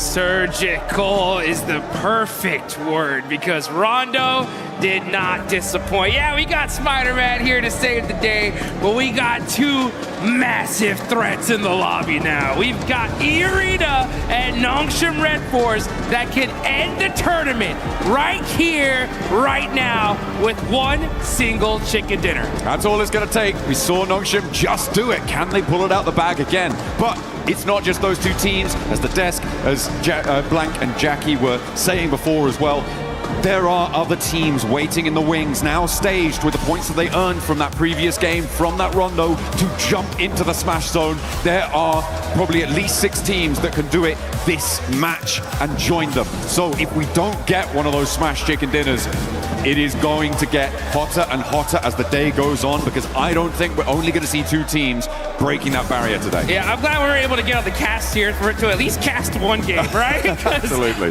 This is absolutely insane here. My hopes and dreams are coming true. Could we see 6-7 teams in the smash zone with one single squad that could win it? That would be insane. At the same time, though, right? You gotta stop these 2 squads, because if E-Arena or Nongshim Red Force win right here, that's it. This tournament is over, and one of them is walking away with $500,000. Hey man, I caught Coach Pecco for Enigma Galaxy on the walk over to the caster booth just now, and he was saying, I asked him, hey, you gonna target? And he was like, if we know it's them, things might get a little bit dicey. Hey, you know, I can't say, but yeah, I feel like that is the sort of situation where teams who are certainly below those top 2 will really hard commit. If they find one of these teams in a fight, the third-party targeting will definitely be high on the menu for a lot of these teams. It has to be. It really does. I got a chance to talk to Knight, as a matter of fact, the coach from Furia, and because in Brazil, these guys have had so much practice when it comes to the Smash ruling. Furia themselves have smashed in multiple of their regional tournaments. So I was talking to them. I was like, hey, exactly the same question, right? If you see a couple teams in the Smash zone, will you guys go out of your way to take them out? And they said, well, at a certain point, we have to. You know what I'm saying? We know what's at stake. If we have to risk a bad game to ensure that we can continue in this tournament to possibly come back, we're going to do it, right? So even if it's a crash and we lose the fight, we're taking a couple of those players with us. So the whole lobby, honestly, really needs to have that kind of same mentality, because if you want to be able to move up the leaderboards, there are massive jumps in prize pools as we go from 3rd, 4th, 5th place. So you want to be able to stay in this tournament as long as possible. And this one's going to be a fun one. We got a nice Eastern Circle. I don't know about nice. It's certainly an Eastern Circle, though. It's going to push all the way out towards Milta, east of it, and Milta Power. Lepovka's in there as well. A lot of water here, Jukes. So that is going to be tricky to navigate. Nick Galaxy will not be getting hot drop currently, but Ulf might try and step in. Ida clashing with Tianba over on the western side. A very, very close drop. And of course, we got our big threat of the lobby on a bike. Finally finding a vehicle here. And they're going to go ahead and be looting all this north side of Georgeville Hospital area. And since it is such an Eastern Circle, right, I wonder how much these teams are going to be kind of even thinking about possibly a rotation camp. Things like that are going to start coming into play here. And man, this is going to get intense. Yeah, a lot of teams looking to put pressure on as the fight near Gatka between Ida and Tianba is still popping off. Remember, this is an adjustment from Ida to move out this way with the plane path as south as it was. They are going to get stuck straight in with Tianba, and neither team is looking super happy about it. Aching on the inside of the building. Swain on the top floor now has Eagle to contend with as well. Drops a nade down to the ground floor.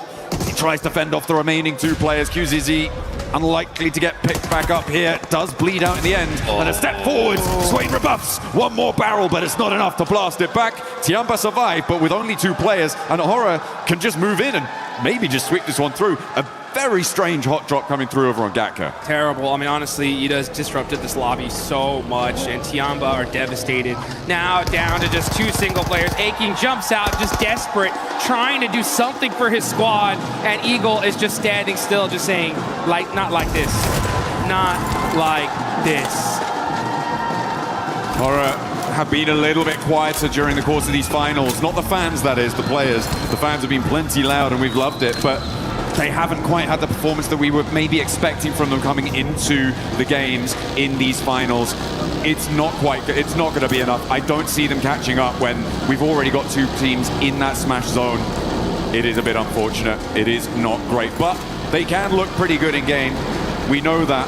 And one of the ways that you can look good in game at home is with the Naruto skins. Make sure you're heading into game to pick up the character sets, the Ninetales Fury Orb, and you can look as good as anyone taking on those ninja challenges. Yeah, get that ninjutsu going. And honestly, yeah, it seems like Aura, OG, they're going to need to bust some of that out if they want to be able to make a crazy run for it. Mathematically, it is still possible, right? If Aura, they start with 3, they're going to need a 20-point game here, a 20-point game in the next one, and maybe even another one after that. It's triple back-to-back. It's triple back-to-backs, you know what I'm saying? We still have enough games to do it. It's just going to be tough, especially considering that you got... There's going to be quite a few teams in that smash zone very, very quickly here. That's if this game even continues on after this one. So a lot of different factors to play out. The problem also is the fact that we get later and later into this tournament, the desperation is going to raise tremendously, right? So these teams in the mid-pack are going to even start playing hyper-aggressive because they're going to know, right? Their coaches are going to tell them, hey, man, look, you made it all the way over here to Paris, all right? You either get 20 points or this was all for nothing at a certain point, right? Well, that's, I mean, there's still placements on the line and all of that sort of thing. I'm just looking at the map at the moment, and I'm seeing that Nongshim Red Force might be in with their first fight in a moment, which is going to enlighten the rest of the lobby as to sort of where they're playing, what sort of conflicts they could be running into. A 2-2 split across Milta right now for Nongshim, as they did not fully or firmly hold the bridge against Alola, so that crossing does come through. And that central glut of teams, and now they start to take shots. Alola in the hovercraft have plenty of armor to rebuff the first volley, but there's more still being flung down range, and that's going to have to divert them on the long road. They find the knock, and there's the flush. Nongshim Red Force extract the first point. Wow, okay, so they end up getting a point on that.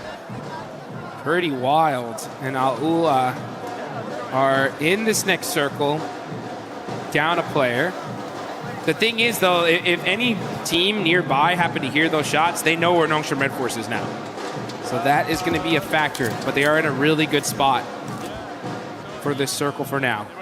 I mean, teams should be aware, right, of where they're playing based on the fact that it was Alola that they knocked, and Nongshim Red Force generally going to be in this sort of location. They'll know that Alola are coming up from Novo. So it should be a pretty certain bead on it for a lot of teams in the lobby, but nobody is likely to send out this way.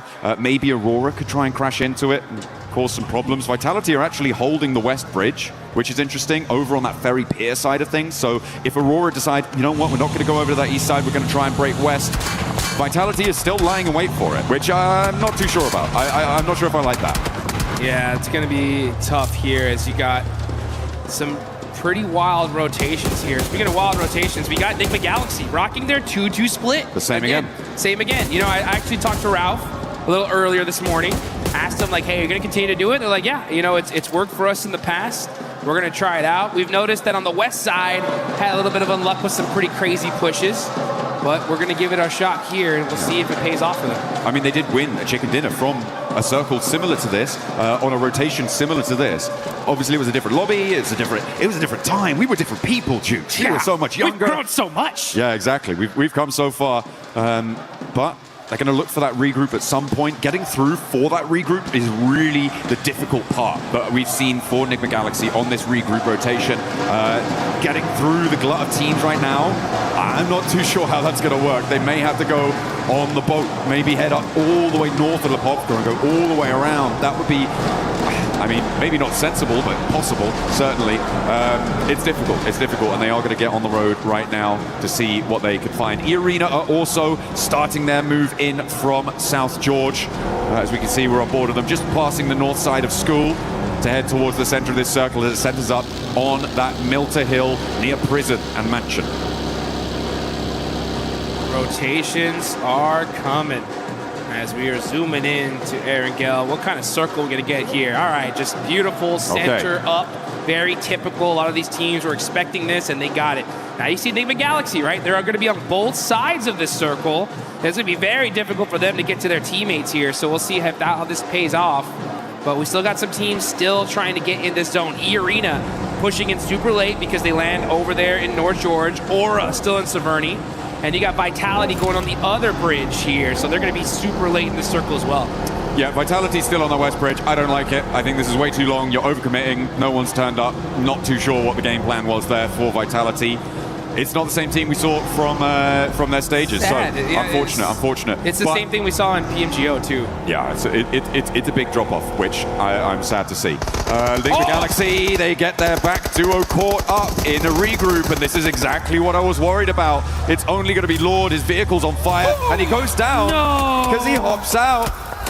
As it's on fire, they lose their back too. I guess, yeah, Ralph, keep doing that. See how that works out for you. Yeah, I saw his player cam, and I could see he said, what the heck? You know, oh, what happened? How is this? Why are there players here in the middle of the circle? How did I get knocked? What? Oh, that's crazy. That's super unfortunate. The 2-2 split, man. I mean, losing players like that is so rough.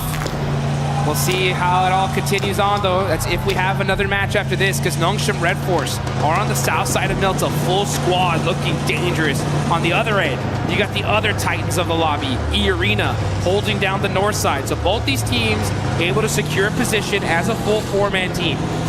A vice grip on the circle right now, and our teams will look to try and slip that. This is a replay on Lord getting knocked. You can see he drove up. It was actually the hop out that got him. He'd already taken enough damage and hadn't slowed down enough. He hopped out of the vehicle, kept that momentum, and it was the fall. He hit that ground a little bit too fast. The ankles. Just rolled the ankle, man. Rolled the ankle. And now Koops and Satan have to do it all on their loans. And it's a bad time. It's a bad time. I feel like it may have worked before. Teams maybe weren't necessarily expecting something like that, and they weren't looking for a duo to be rotating in such an early fashion, especially because they know, oh, well, these players haven't lost, so it should be a full four coming from there. But there's been enough games now when Enigma Galaxy have done this that teams should be like, oh, yeah, that's what they do. Let's just clamp down on that. You know, it's one of those strategies that I don't know whether to be... it's just one of those strats that's just like, okay, it's different. You know what I'm saying? We don't see... One of those bad ones, yeah. I've heard of those. It's bad when it doesn't work, right? That's the thing, is like, if it does, it's like, wow, maybe more teams should try this out. But after that, it's like, I think we just stay together. You know what I'm saying? It's just unfortunate, especially considering that they're in 5th place, man. If they would have got a 20-point game here, boom, they would have been in that smash zone. Let's see where this next circle goes, though. And things are going to start heating up because we get a nice center up.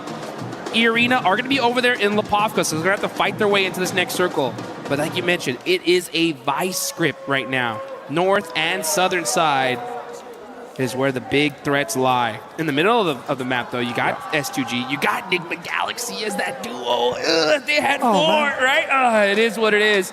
But you got Team Flash on that ridgeline, too. That is a very, very strong spot. They can be able to hold a lot of real estate there. That's true over on the east side, but I feel like they do need to move into the west edge of it a little bit further, which is exactly what Bo's decided to do there. They have to transition forward. The 3-building compound that sits sort of in front of them is viable, but it can be very difficult to hold against teams up on the north, especially if you get crashed. Multiple angles can crash onto it as well, so a little bit tenuous when you have to leave that ridgeline for Team Flash. For Nongshim, they're going to play nice and isolated on the southeast side. Remember, it's not big point-scoring games that are necessary. That's not what's going to be weighing on the mind of Nongshim, of E-Arena. It is just that chicken dinner. Be the last player standing. That's the only thing that should be running through their mind right now to try and secure that tournament title, the global stage glory. That's interesting. That's an interesting thought. And I hope it doesn't change their play style, because I'm thinking back to PMMI where Tianba had such a massive lead, and they kind of implored that same strategy. Like, hey, let's just put up some basic points. They had so many points, as long as nobody smashed, they were going to win it for the most part. But they changed play styles, and they paid the price for it big time, going from what we thought was going to be an automatic first to like 3rd place. So yeah, we'll see how Nongshim, who definitely learned from that, if they're going to replicate it or play the game that got them here in the first place. 4 Thrives in that last match were able to ignite those afterburners, send them into the stratosphere on the point scoring. And now 4 Thrives want to keep that pace, but they're kind of cut out on this northwest edge. They are boxed in by that prison cliff area on the east side of them. They're going to have to pick a direction and commit. Towards Vitality may be a good idea to start, but you've got Godlike behind that, and maybe Ulf on the top, on the lip of those prison cliffs could be a target as well. But either way, it feels like a third-party target. I can't lie, I'm so hyped for Godlike right now. After seeing that Rondo match, they put up so many points. If they would have won that fight with E-Arena, they would have, who knows where they'd be on the leaderboards here. But they put themselves in a good position. They're still in 10th place, 72 points. They're going to go for the back-to-back chicken dinner. They realize that, like, hey, we got to get it done here. If they do, it would be the comeback of a lifetime. You know that their fans are excited. They're hyped up. Oh, yeah. Waiting for this next zone. And it's going to go on over to the northeast side. And which team gets blessed here, John? Team Flash, right? E-Arena on the north side, on that road down from Lipovka. It helps them out. I wouldn't say blessed, though. I feel like they are still in a little bit of a dangerous position, especially with Horror descending on them. Look at that eastern sweep. That could be dangerous. That could be trouble. As Coops takes a knock in the meantime as well on the south side, bleeding out another player.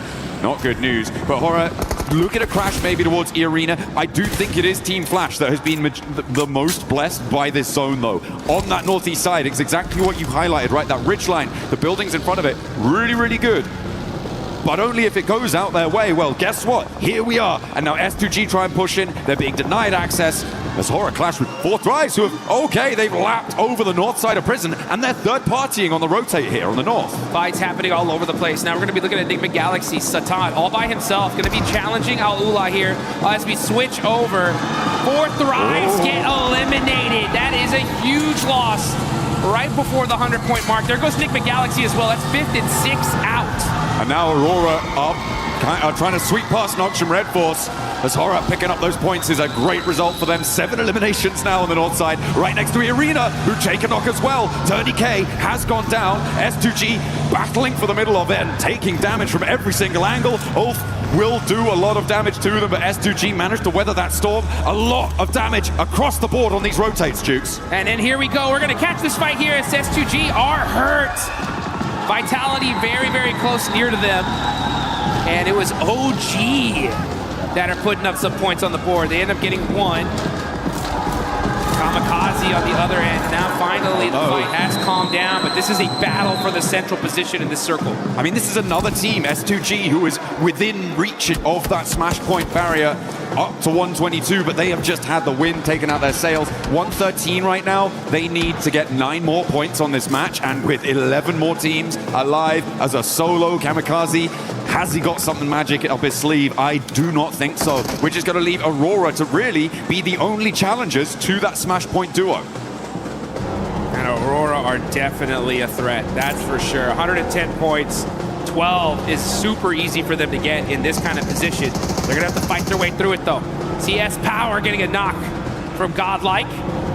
They're down to 2 players, and that is WizGod gonna get that confirmation on 2 Power. Only 1 player up left for Godlike. Oh, the arena did manage to just roll over to the ridgeline there on the shoreline. But Mormon's been spotted. Okay, Sky is still going. And the arena not safe yet, not out of the woods. As Godlike and Orangutan still continue to clash.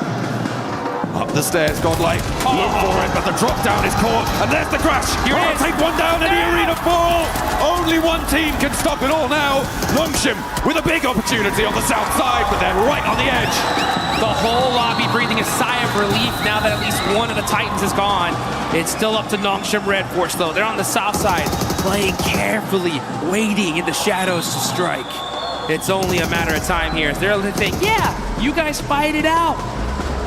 But you better watch out. Ooh, a big south shift, and Alola are looking tasty for Nongshim. Look, they're already in those vehicles. XZY wanting to keep Overwatch on the angle as well. Maybe take some shots out that way. How fast are Nongshim going to be able to mount up? Because Flash have already regrouped to the triple stack buildings on the north side of this next part of the circle. The west edge with Furia and Orangutan also needs to conclude and try and find a way down the hill. The Deadwood is so hard to navigate though. There are these really tricky defilades and there are players lying in wait. Speaking of lying in wait, yeah, you can see Nongshim Red Force. They don't want to give away their position. They don't want the lobby to know where they're at right now, so they're playing it very, very quietly. So take a look at this replay. Schweppes, popping them out the vehicle, but the crash from Aura, so strong here. And they shut down E-Arena. Huge fight for the whole lobby. Absolutely. Arena remain on 122 as well. Doesn't mean they can't win it all next match. They are still in the smash boundary. Yes, they are. So even if Nongshim get 30 points and don't win the chicken dinner, they could still take it all away with a 0 E-limit. Aurora want to put themselves in the smash zone here and now, though. Oh, yeah. Here they go. They're going to start pushing, trying to find a position. They got the Wizard Tower. Are they going to take it? Nope, pass it up and decide to go for this hill line here. Good strategy. Got to be careful, though, with those shots from Flash. Yeah, there's... Throwing down some smoke. I like how they put one vehicle in front of the other, so they at least sacrificed one, but they should be able to hold on to at least another one here in the second.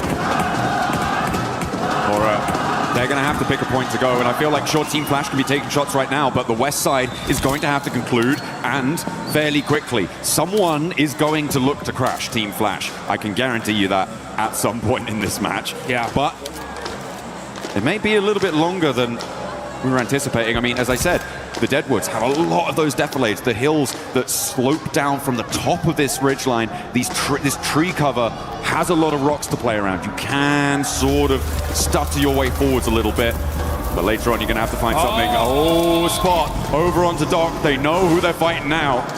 Well, they will once that thirst happens. There it is. And there it is. So now they know 100% Nongshim Red Force is right here. Aurora are going to put every single amount of their resources to make sure they can stop them. It may well be worth it with all the teams around them going down fairly quickly. Just sitting here waiting for Nongshim to roll out, stepping through, sacrificing shots to Team Flash. They may look to try and just block the road, shut the door in the face of a smash victory here in match number 2 today, match 14 on the series. to be fair, this is going to be a very tough win for Nongshim to get. They're in a really, really tough spot here. They are on the edge of the circle. That broken wall is covering them for now, but this next zone is going to make things interesting. But here we go with a huge battle. It's Furia versus OG. Furia in 8th place right here. They need the win. Oh, that nade looks good. That should get a confirmation. It does it some way, somehow. Bad nade there, but all of a sudden, they are able to get some knocks. Silence is going to go into the building, eating some blue zone. Furia are getting peppered little by little. He gets away with just 1 HP. Oh, WizGod steps out. He's looking for more. He's got the shotgun shells under the car. The blue zone's ticking, but it's not going to matter.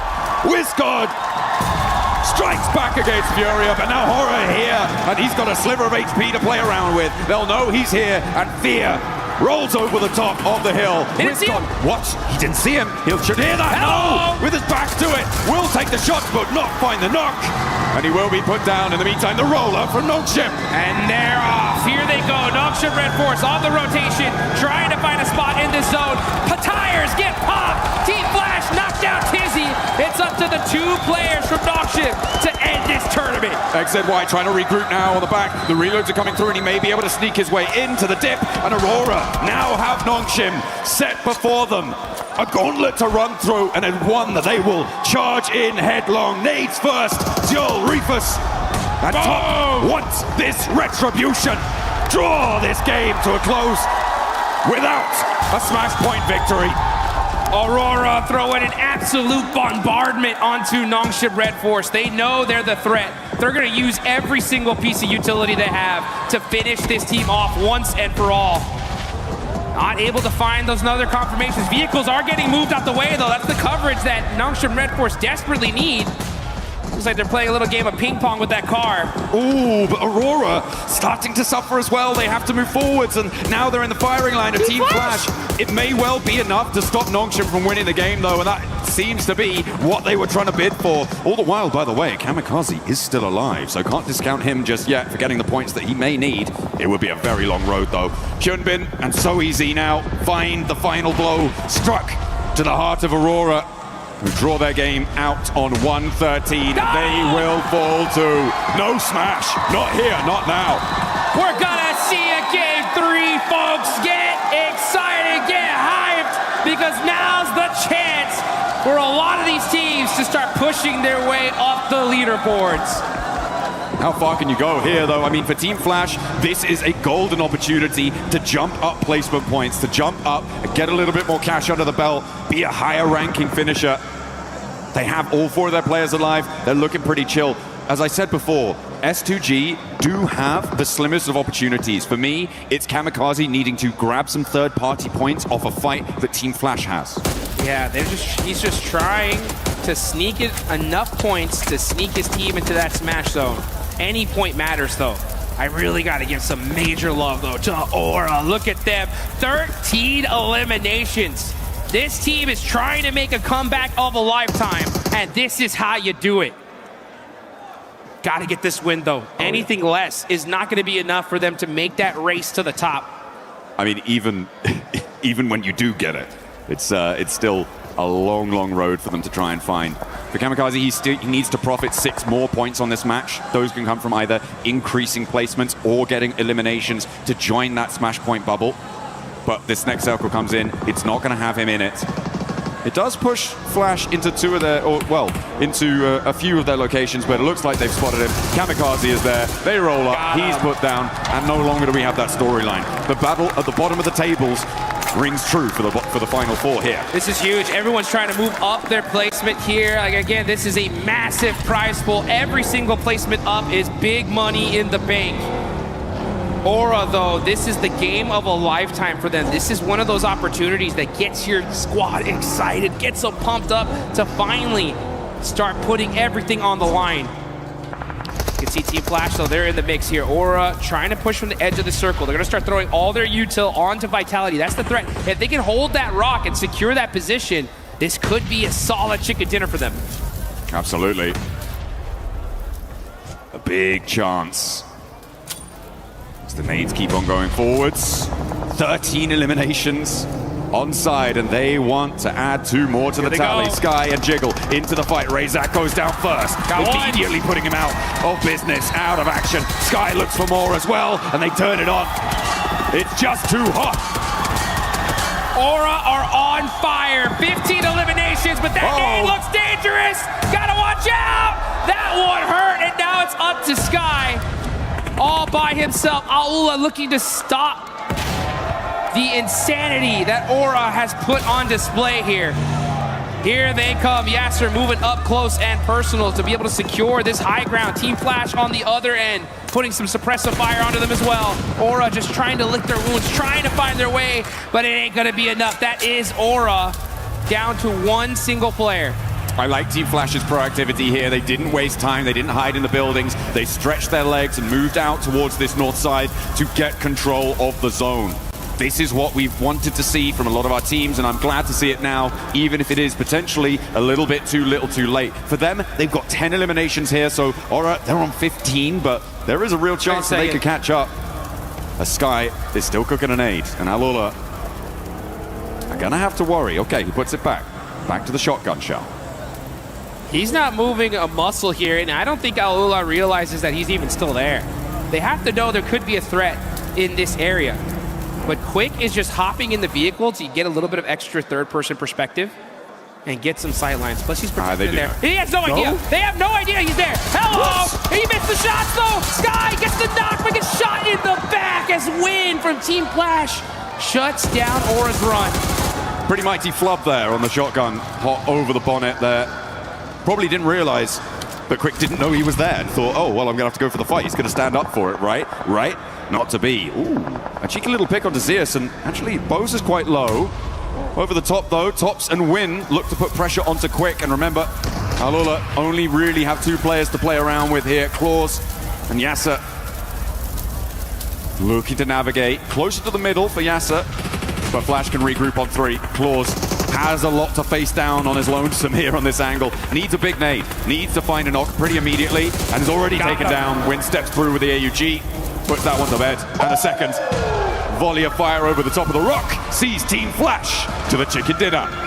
They'll take that one, that's for sure. Over 20 points in that game. A massive one for them. I guarantee you, their coaches, everybody was telling him, right, hey, this is what you need to do if you want to make a run of it. And this is a start, right? This is a start. It's still a long road ahead, but now the road is there. You know what I'm saying? It had to happen in this game, and they got it done. That's what you need to do. When that clock strikes, you've got to hear the call and step up to that plate. Unfortunate that Nongshim and E-Arena couldn't really get much further into that one. That Aurora hold on the eastern side, it stopped them really from being able to break out in the way that they wanted to. Flash were an incredible suppressive force over the course of a lot of that final set of circles, so really, really great stuff from them. But yeah, it could have been very, very different if Aurora had played that slightly in a different fashion. For sure. I mean, unfortunate for them, super fortunate for the rest of this lobby as we're going to go into one more game for sure. Now, as far as teams that are still within that Smash Point threshold, I believe it's still going to be the duo, right? It's still going to be the 2 teams.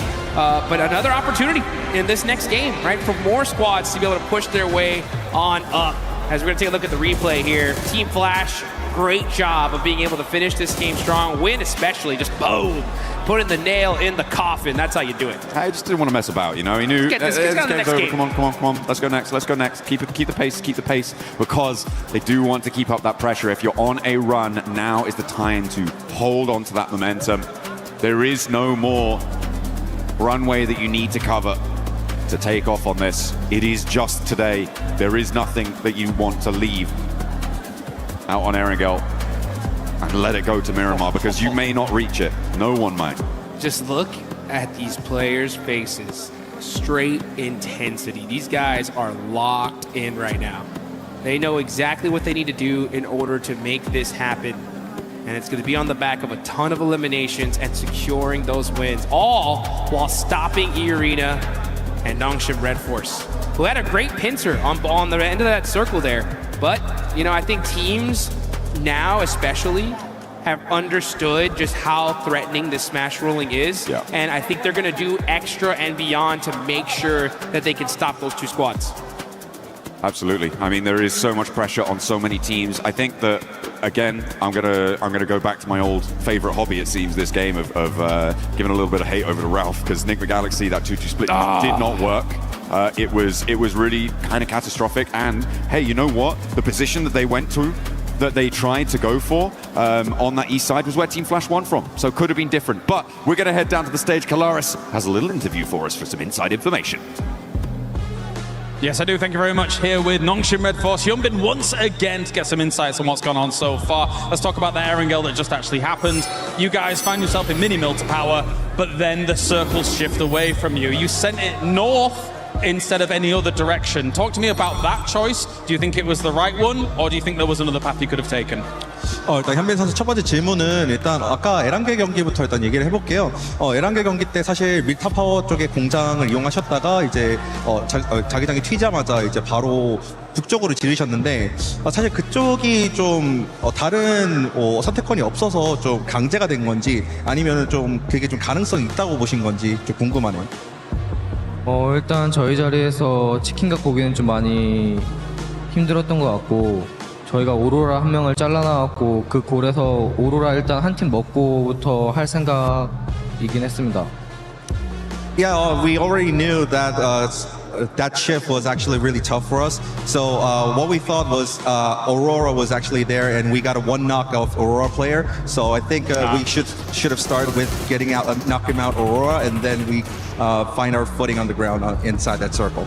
So the Rondo game, you just won another one here. You look always great in urban endings, does Nongshim Red Force. So talk to me about that urban ending. What were your biggest concerns? You had great roof control. So what was your guys' perspective on that finish? 또 론도판에서는 또 치킨을 드셨는데 사실 시가전에서 정말 좋은 모습을 보여주시는 것 같습니다. 그래서 그 시가전에서 특히나 이제 지붕을 통한 영역 그 컨트롤에 굉장히 또 일가견이 있으신 것 같은데 좀 그 점에 있어서 좀 어떤 점을 좀 중점으로 플레이를 했었는지 궁금합니다.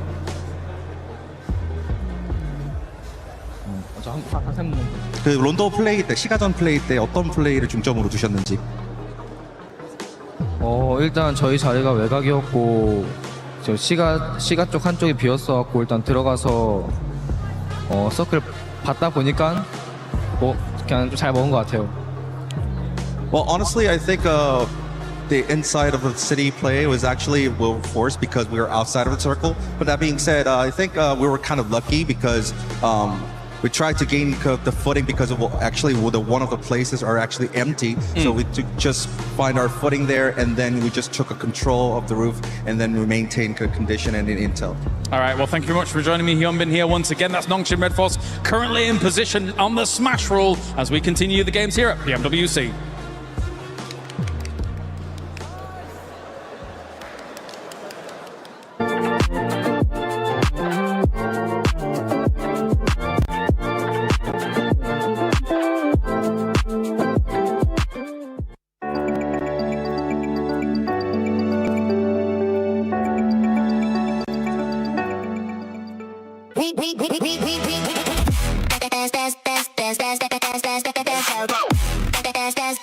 We book Esports World Cup up.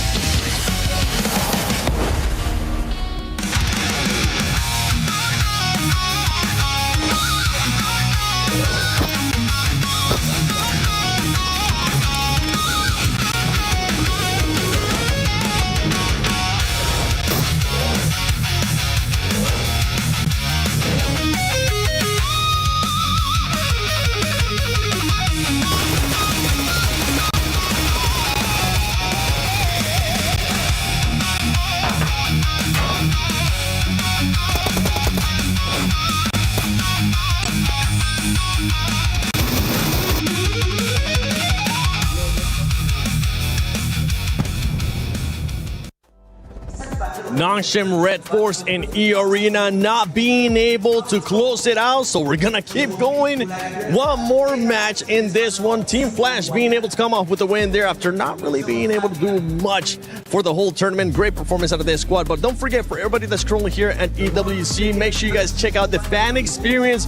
Go look at the awesome stuff between PUBG Mobile and Naruto. Try out Brain Rot Royale. Why not? Because we've been able to try it, and it's quite fun. And I played it way too much. I had to stop so I could actually come here and break down what's been going on in the finals, and also check out Spider-Man. Maybe you'll get a chance to meet him and greet him. But about this performance from Team Flash Max, we finally got a chance to see them perform.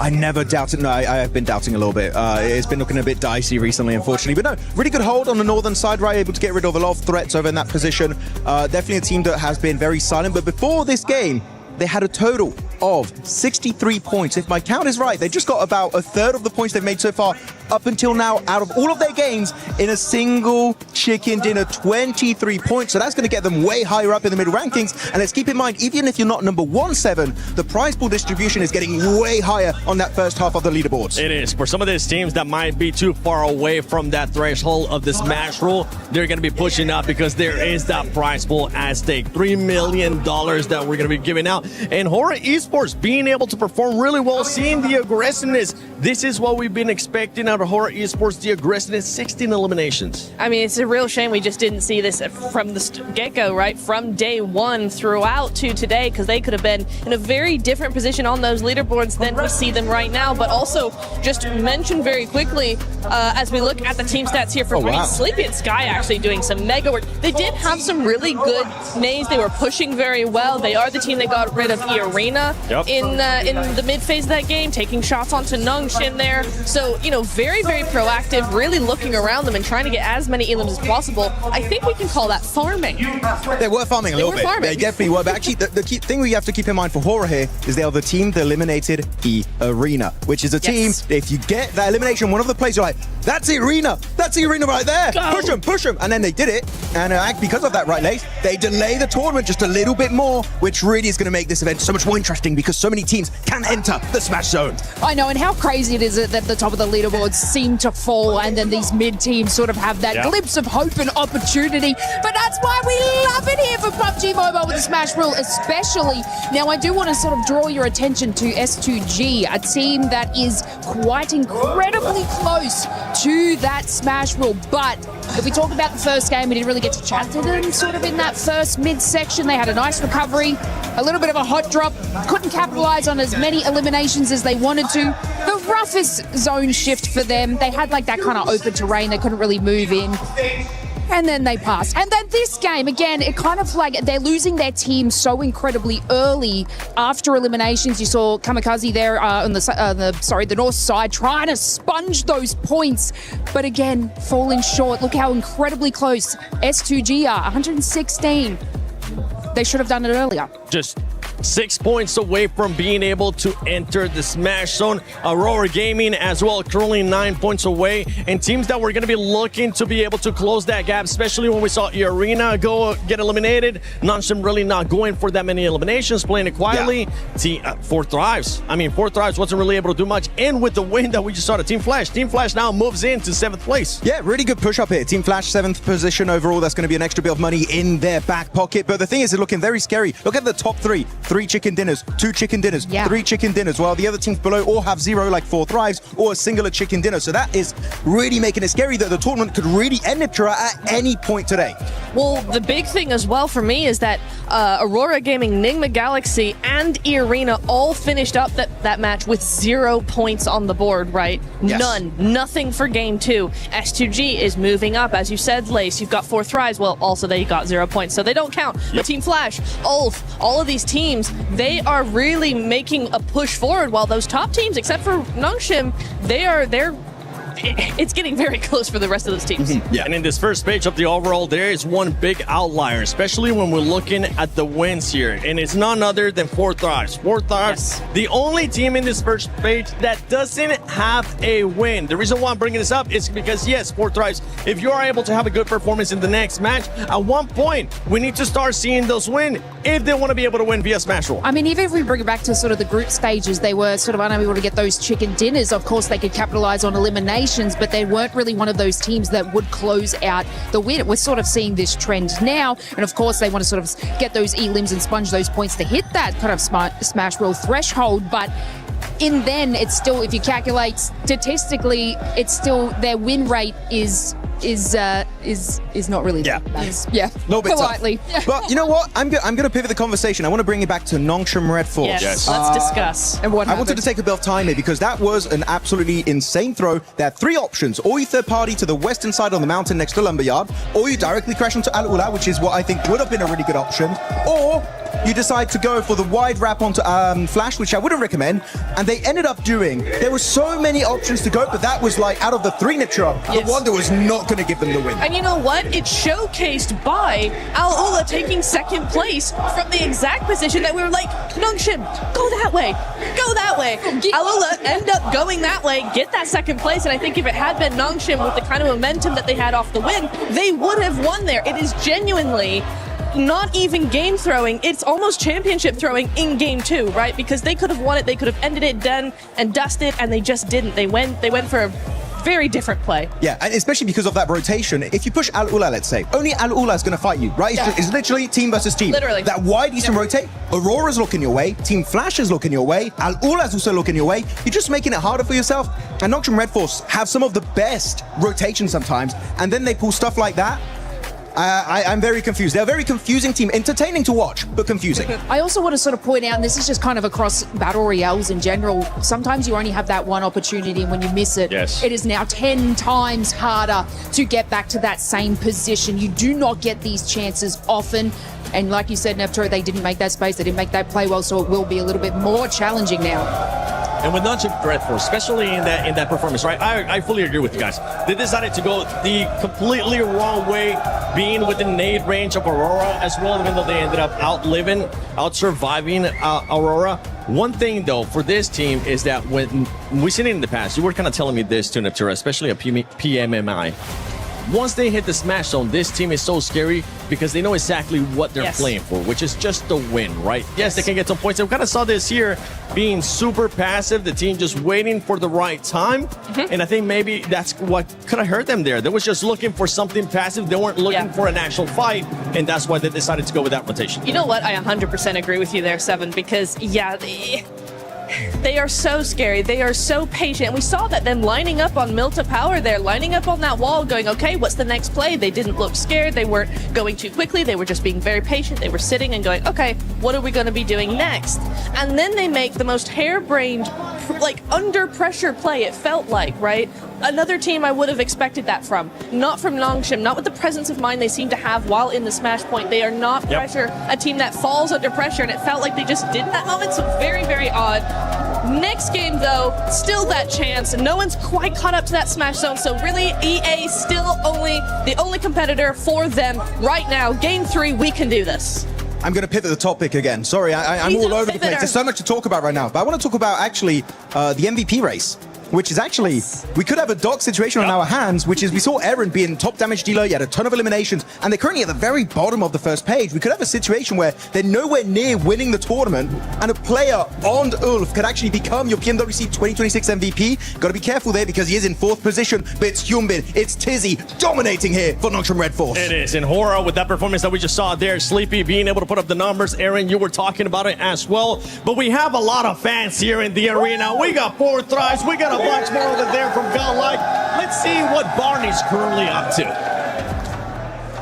Ladies and gentlemen, we've said it time and time again that we wouldn't be here if it wasn't for the fans. We've got so many around the arena, so before we dive into our third map of the day, it is time to check in with them. And so, Furia, Godlike, make some noise!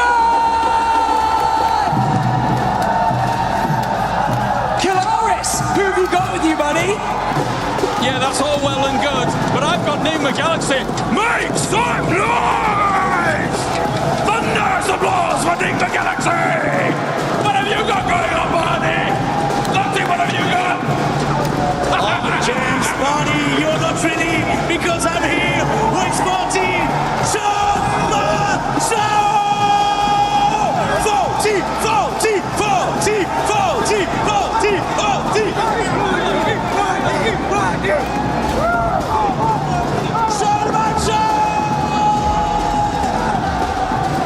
You can hear the celebration in the arena. I'm sure you can hear it at home as this Hall of Heroes echoes with every fan's hopes and dreams, giving out their energy because the tournament still goes on. Not ending in a Game 2 smash, we run it right back. And anticipation has reached fever pitch here in France. Everyone's loving it. Having a great time here in the arena. The Enigma Galaxy fans getting ready. I mean, they have played very well today. Lord making a great showing on that first match, but goodness me, what an event, what atmosphere we've got here in our arena. Lovely to see all the support coming out for our players, for our teams here. Potentially the last match. Ooh, maybe. Felt like on that last one, weren't quite able to get it there for Nongshim Red Force. They kind of make a bit of a Hail Mary. Didn't work out. But we do have our third match coming up. Erangel. Nice and steady map here to get yourself a chicken dinner on. Nongshim might be waiting for later on in the day though. Hitting another big Miramar, but will someone beat them to the punch? Will E-Arena start stepping back up again?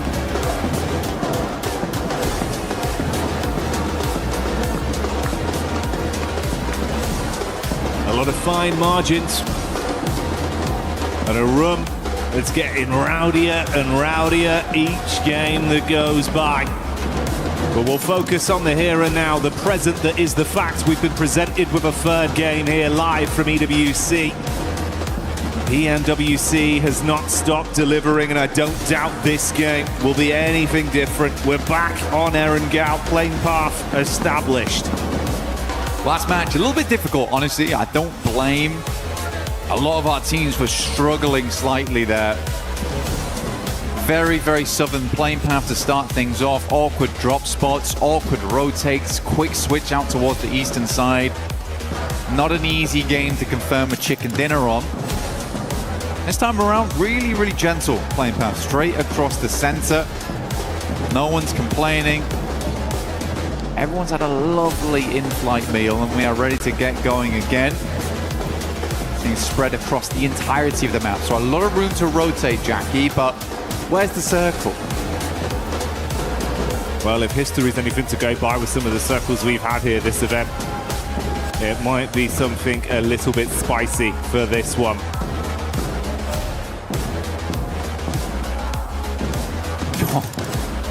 Might be, might just be. Fair bit of Sosnovka pulled into play here, down towards the south side. We got plenty of water in play. Teams have to start getting their feet wet into this one to make it happen. Those bridge crossings, absolutely diabolical. Aurora, also tough decisions. S2G, bit of a menace team to run into on that eastern side, but Fourth Rise have been consistently oppressive over towards the west. So hard decisions need to be made for this squad. They're getting vehicles, likely will loop down towards the south side of the map. They've been praying for a southwest shift on this one. Over towards Farm, Nongshim Red Force will get moving. Planting those seeds of destiny. Hopefully get themselves another chicken dinner today. E-Arena far out over towards the northwest side, South George. Long distance on this one. And of course, for those of you at home that don't want to forget the event, make sure you get stuck in with that Naruto in-game event that's been going on. Pick up that awesome Ninetales Fury Org and try and make plays like some of the best we've seen over the tournament. One of the best right here on our screens in Mormon. For E-Arena, he has been the man. Seriously good stuff from him. So many clutch plays, so many moments where it felt dire and Mormon was able to pull it back for the squad. Looking to do the same here in the final day. They've already achieved the smash ruling. As was said earlier on the desk, the only two teams to currently do it, but I do think that that will change after match 3 if we don't end it all here and now. Right now you have that serene sense for E-Arena as well as Nongshim Red Force that there is only one other squad in the lobby that could beat you to the punch.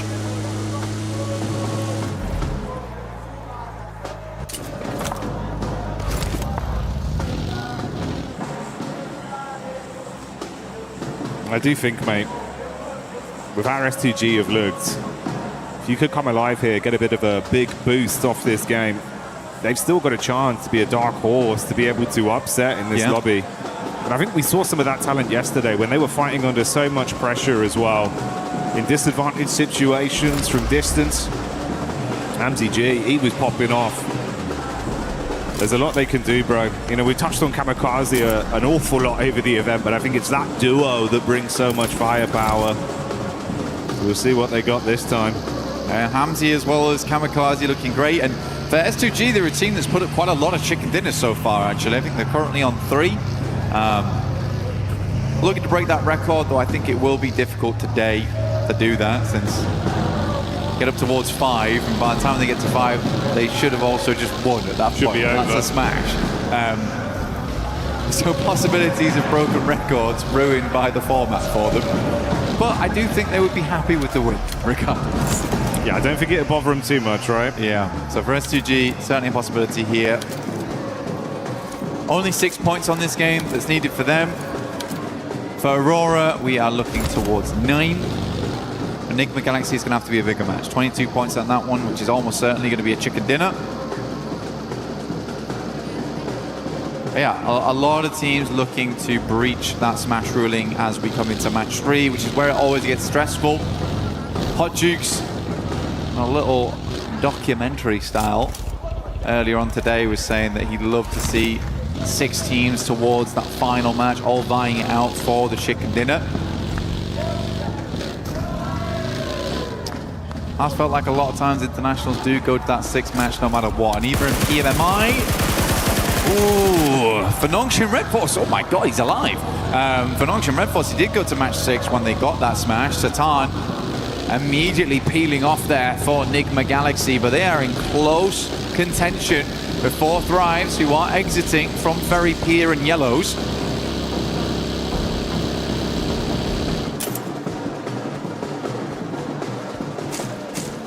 Four Thrives, they've been loving these fights versus Enigma the entire event.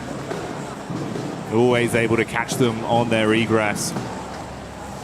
I was just as surprised as you were. He actually got out from that one. But Lord, not lucky enough to bypass Ida.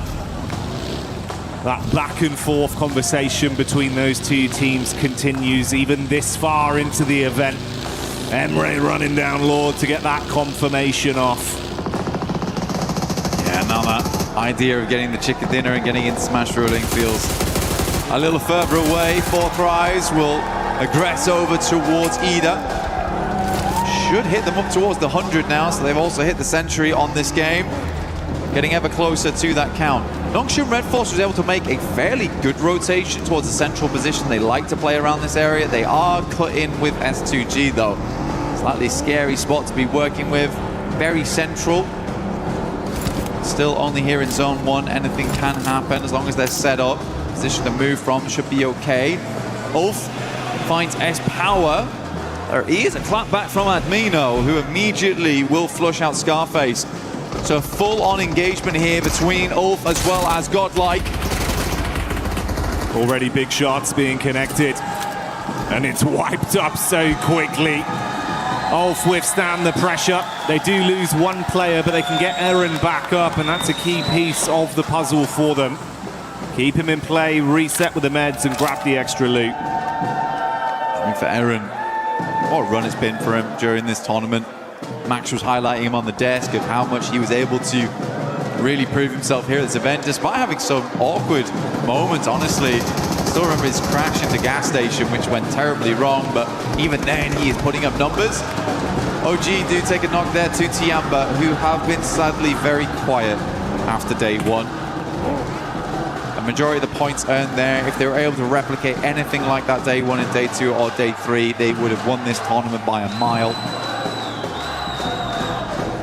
Sadly, that's just not the case. Trying to get back into the mix of it now, though, is Milu. So let's look for these nades.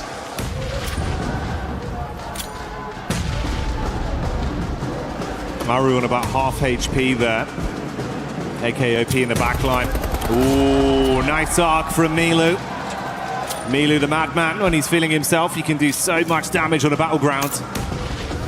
He's got backup from the boys. If they can get out of this one cleanly, maybe they can at least try and ruin some of the runs for the other squads above them. And Milu keeps it going to get that flush as well, so that will remove Aru. Hard cut him out. Blue coming in to make it a bit more suffocating between these two sides.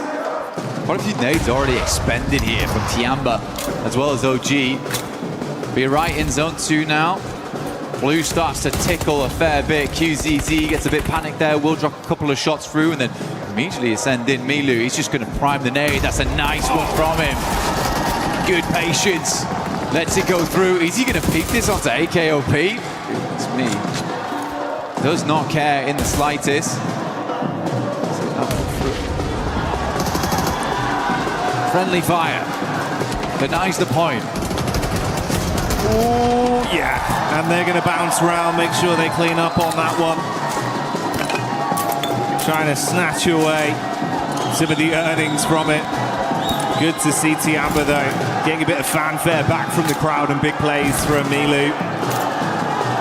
I think he was sat on about 11 elims off the back of 3 games back on day one as well, mate. He's a killer, that's for sure. Tiamba lucky to have him. Great to see him back on the team again. Some subs came through yesterday, Shallow in, Milu out, but looks like he is ready to play today. Gameplay looks clean. For Nongshim Red Force, hard rotate over towards that north side. We've got Dip in play, but not fully. At least we did confirm away from the south side. A lot of the water got cut out immediately. A hard shift over towards the northwest, and an easy rotate now for Tiamba to actually get in. There's Catch popping up in the elim feed. Couple shots over towards the Furia squad. Furia that have been a little bit more shaky today in some of the battles we've seen. Hasn't been as cutthroat. We'll see if that one results in a bit of a flush. Seems like they have grabbed Igor's backup for now, so he'll live on. Nongshim just ahead of the Aurora crew that have made their rotation over the bridge, left of Novka. Oh, are they going in for this aggro? Aurora might be looking just to swing on the coastal side, deny as much sidelines as possible. Top though, playing an anchor backstop here, taking some good shots. There is another play here alongside him with Doc. Hamzy G at distance, also watching, so this is a dangerous rotate here for Aurora, because even if they get down towards the beachhead, S2G might have a sightline with Hamzy, and we know just how good Hamzy is at distance. An eagle eye on him. Nades go through, but so easy, brushes them off. Dirt off the shoulder for so easy. Can't keep this man down right now. 3 of their nades invested, so draining some of the early offensive utility, but it looks like they've still got a good supply, at least on Doc, with 5 in the backpack. Meanwhile, E-Arena pushing back up over to Waldorf. Ketch trying to catch an escape plan. Dives behind the driving, but it's not quick enough as Joker will adjust his crosshair and find that one on the exit. Mormon takes a knock back over. Bit of a disjointed Irish exit there from Ulf. Alula under pressure though, as S2G just flies in over towards the garages. R3B in the corner, and S2G cleans it up. Not a single player lost. Should be able to get that res. Nongshim Red Force in the meantime, after seeing those players leaving, did get that leapfrog on, so they get a little bit further into the circle here. Milta, not the main feature. If we go down towards the southeast, we know just how good Nongshim can be in an urban finish. Thriving in the concrete jungles.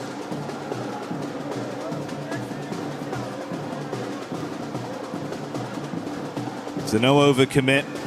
Like you touched on, Aurora just controlling some of the rotation paths with the coast firmly under their foot.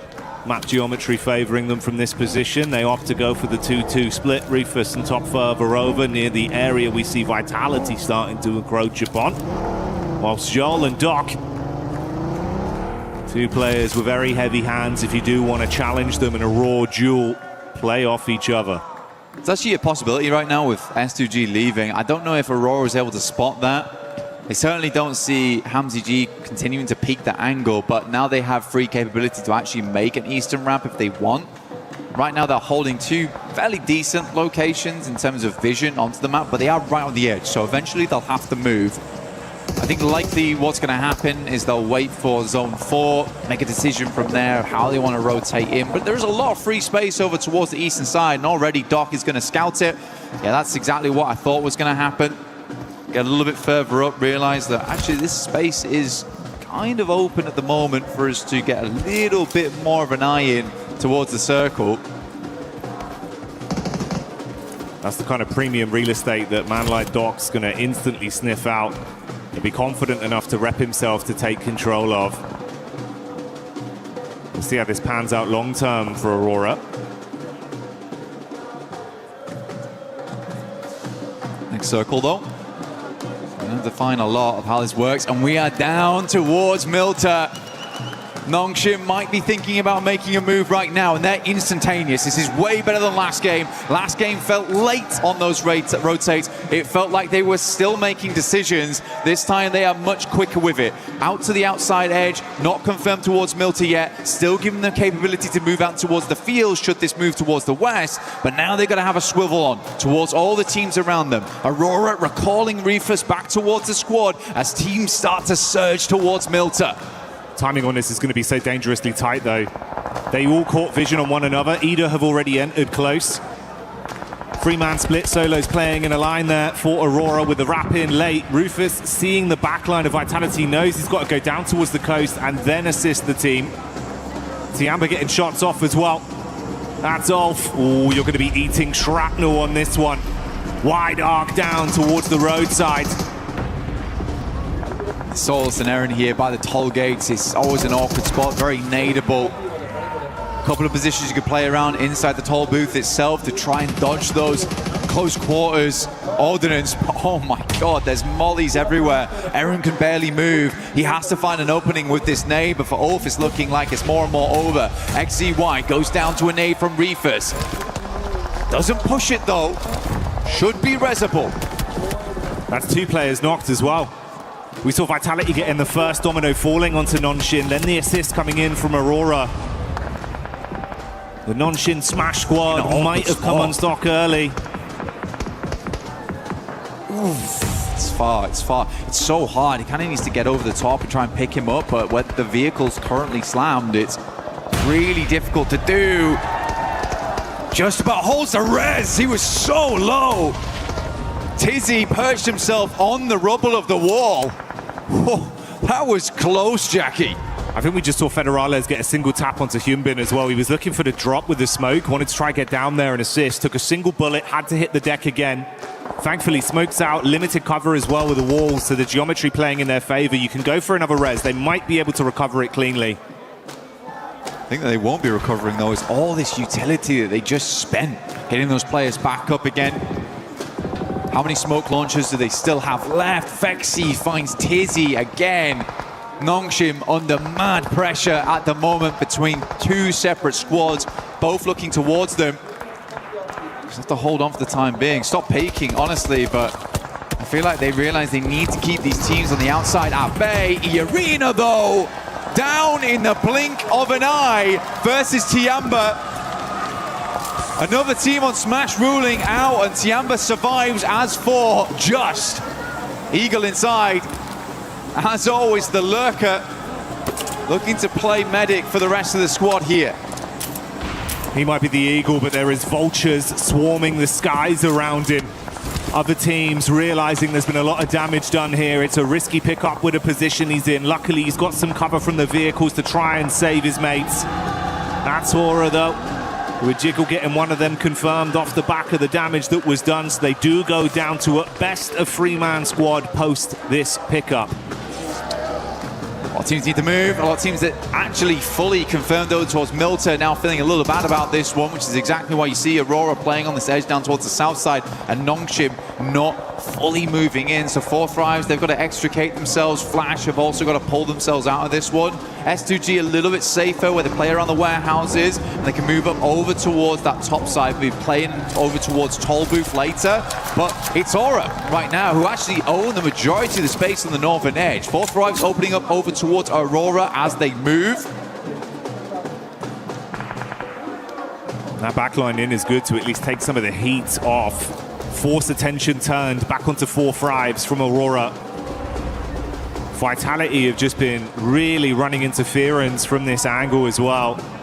If there's a peek up from Hyunbin, they're harassing with shots.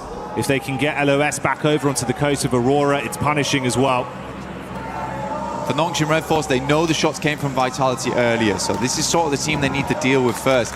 The one thing I really worry about for Nongshim, though, is how exposed the vehicles have been this entire time. You got to imagine that wheels are blown out, if not vehicles fully exploded. They do have to move further in towards the circle, likely will be on foot, unless they can find some kind of vehicle in the near future. Vitality's going to go for a mad rotate over towards the northwest side. They hear the fighting, they notice that Nick McGallity's down. This is a good opportunity to go for. Vexy helping from the back lines. Really like this push from Vitality. Ralph's on an island. Last man left alive and not breathing for much longer as Razak will find that adjustment back onto Nigma, so they go down. Vexy's been good as well at providing some overwatch for this squad. Showing up when they needed him. Fury are on the move close by, shots from either side, so a lot of information garnered towards them. They advance further. Silence and Co pushing up with the vehicles, going to peek over the top of the rocks. There's Tiamba in the distance, nades being thrown onto Vitality, a backline potential. Igor goes in, big sprays, assisted by Silence. 4 Thrives taking some damage as well, the pepper back onto them. Fury's going to move in on this, like you say. Igor's already on that front line. The rest of the team all stood alongside him now. And Vitality find themselves in a very horrendous position. Nades from Tiamba going a little bit wide here, trying to angle these through the smoke. That one should be on target. Easy cleanup. Tiamba grab themselves 10, 11 eliminations on this match so far. Much more reminiscent of the past, and Milu's already on 4. Furia playing with that confidence and aggression we know they've got as 4 Thrives buckle under the pressure. Furia shutting them down in the close range combat. And Nongshim, after turtling for so long, finally knowing Vitality had been taken out of the picture, they can make a move. They're just wrapping around to where Aurora were. This is interesting, trying to get rid of Aurora, actually.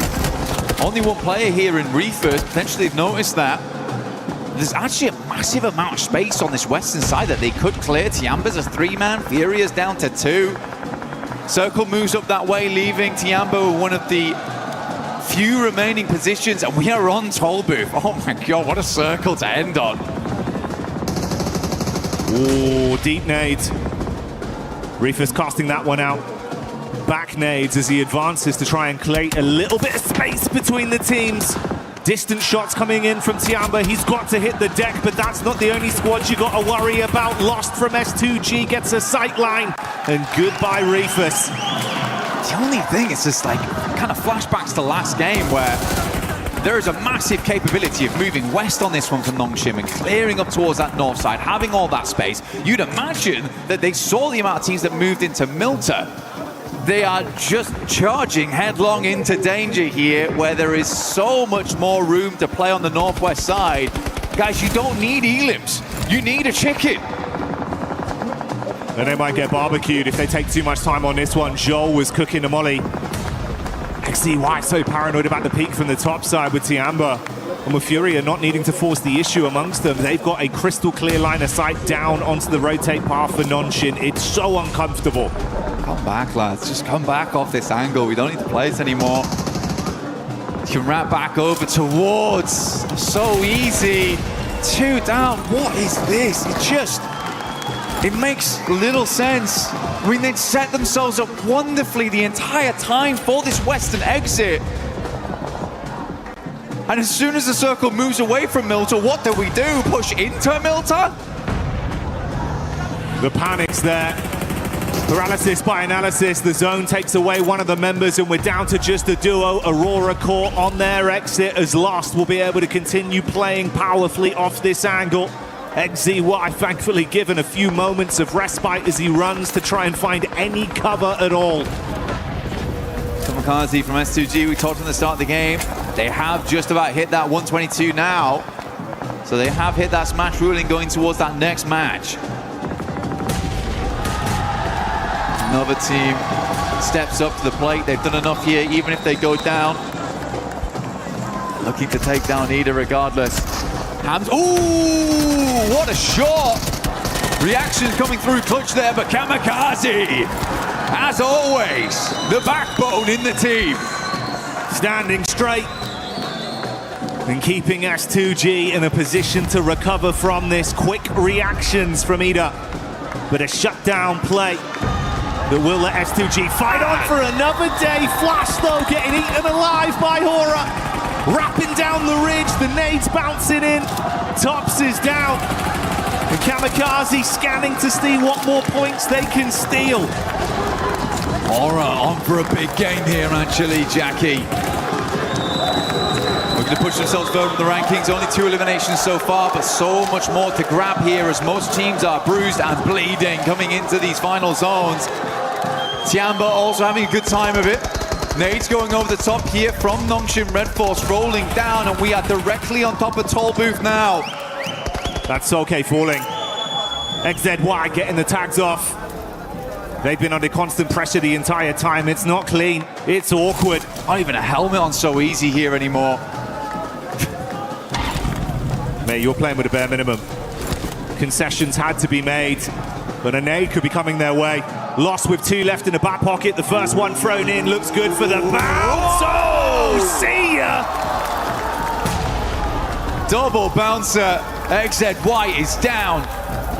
Comes to the end of his line there. Nongshim is floundering at the moment. Confusing moves. Win though from the backlines will get the backstab, but immediately spotted out by Lost here. S2G absolutely have done enough, but they're looking to push further into this game, as is So Easy. They're trying to send a message with this one. It's not just about what they needed to get into Smash. They want to prove that they can be the big dogs in the lobby. Response back over them. Hamza G eating the nade from Hora as Hora are lighting up the sky. Explosion after explosion on top of the Turkish team. They are stuck on the ridge and cannot advance. Backline attack from Tiamba from way over the other side. And Tiamba keeping the pressure on. Trying to get that pick up in. Lost with limited space to play off. In comes the nade. Oh! Sky makes it work and S2G go down. S2G blown sky high behind the tree there. Let me introduce you to the biggest dog in the lobby. Hora on the northeast side. So Easy with barely a hope in this match, but still hanging on. Furia dashed by the roadside, leaving just Hora, Tiamba, Nongshim Red Force in this endgame. For Nongshim, the best thing about this is that even if there isn't a smash win, this is keeping them contention for the top spot, at least. It's going to be big for the placements. And is there a chance of some sheer shenanigans from So Easy? He's crossing his fingers, mate. But you've got a hard task ahead of you. This guy's got him. Has to have him here. Just to peeks over a little bit. So Easy's trying to hide his face behind the barest of pylons behind this railing. It is just not how. Come on, he has to do something. Oh, they've smoked him. Hang on a minute. Cheers, lads. I really needed that. He's tucked in behind it. Okay. There's no real angle from the backside as well from Tiamba, so it just depends. I mean, if Hora go for the hard force over... This is mad. Yeah, this could get cheeky quite quickly. Sleepy would have burned down as well. The vehicle... Oh, it's all going wrong! So EWC on the peacock, good for one, and Tiamba assisting with the shots from the top. He's going to try first on these as well.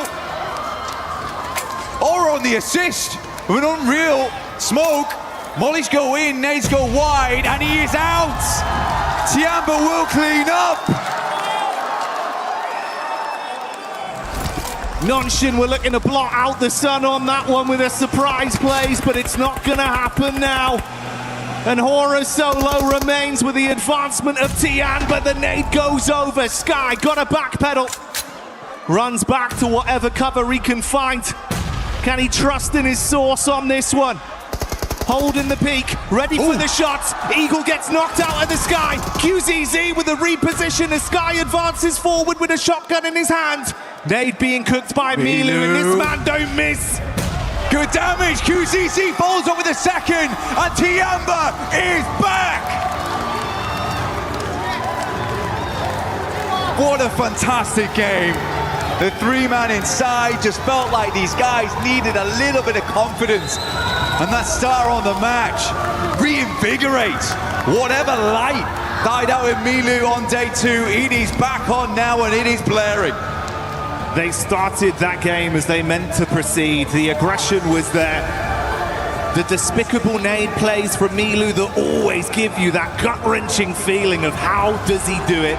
Continued from start to finish. The shots are on point. And a pathway begins to present itself. Aura's got to be mad at themselves, though. Imagine just smoking off so easy. The smoke into the tire pot on the career down the hill. Oh, but they really did careen off course there. Looked so good up until that point. Covering their angles, clearing their spots out. So easy. He was mega confused. I would have loved to have seen his face in that moment. Pure shock. He's like, is that the nade moved away from me? He's like, wait, actually. That's the smoke. I can pass that. Nice. That's great. I didn't have one of those before, you know? No utility left, but they gave him what to be nice. And then Tiamba with the perfect timed nades. Man, so good.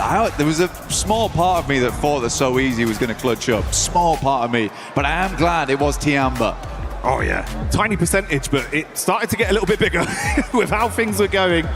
But hey, a Tiamba win is a very exciting prospect.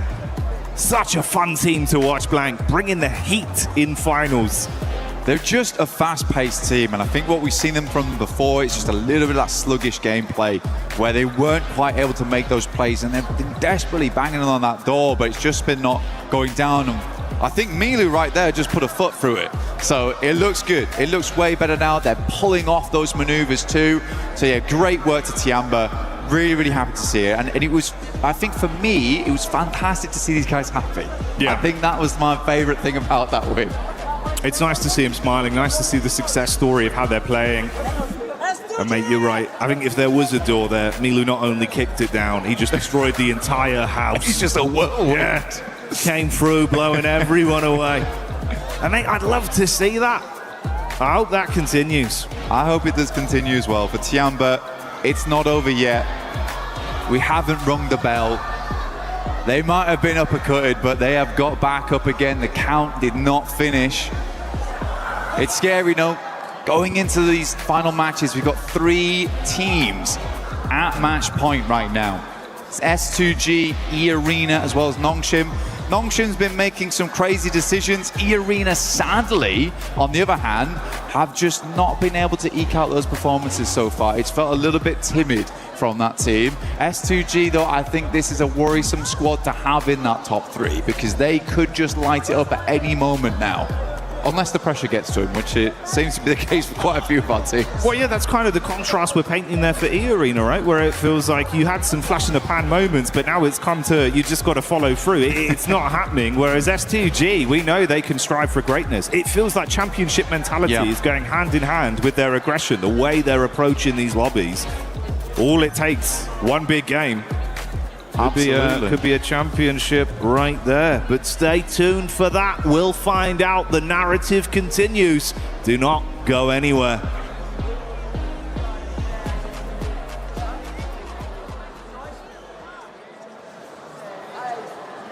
Human body was built to move, not trapped at a desk in one singular posture for 12 hours a day. It's time your chair evolved. This is Secret Lab Titan Evo. Ergonomically engineered for you, gamers, hybrid workers, artists, backing your every move.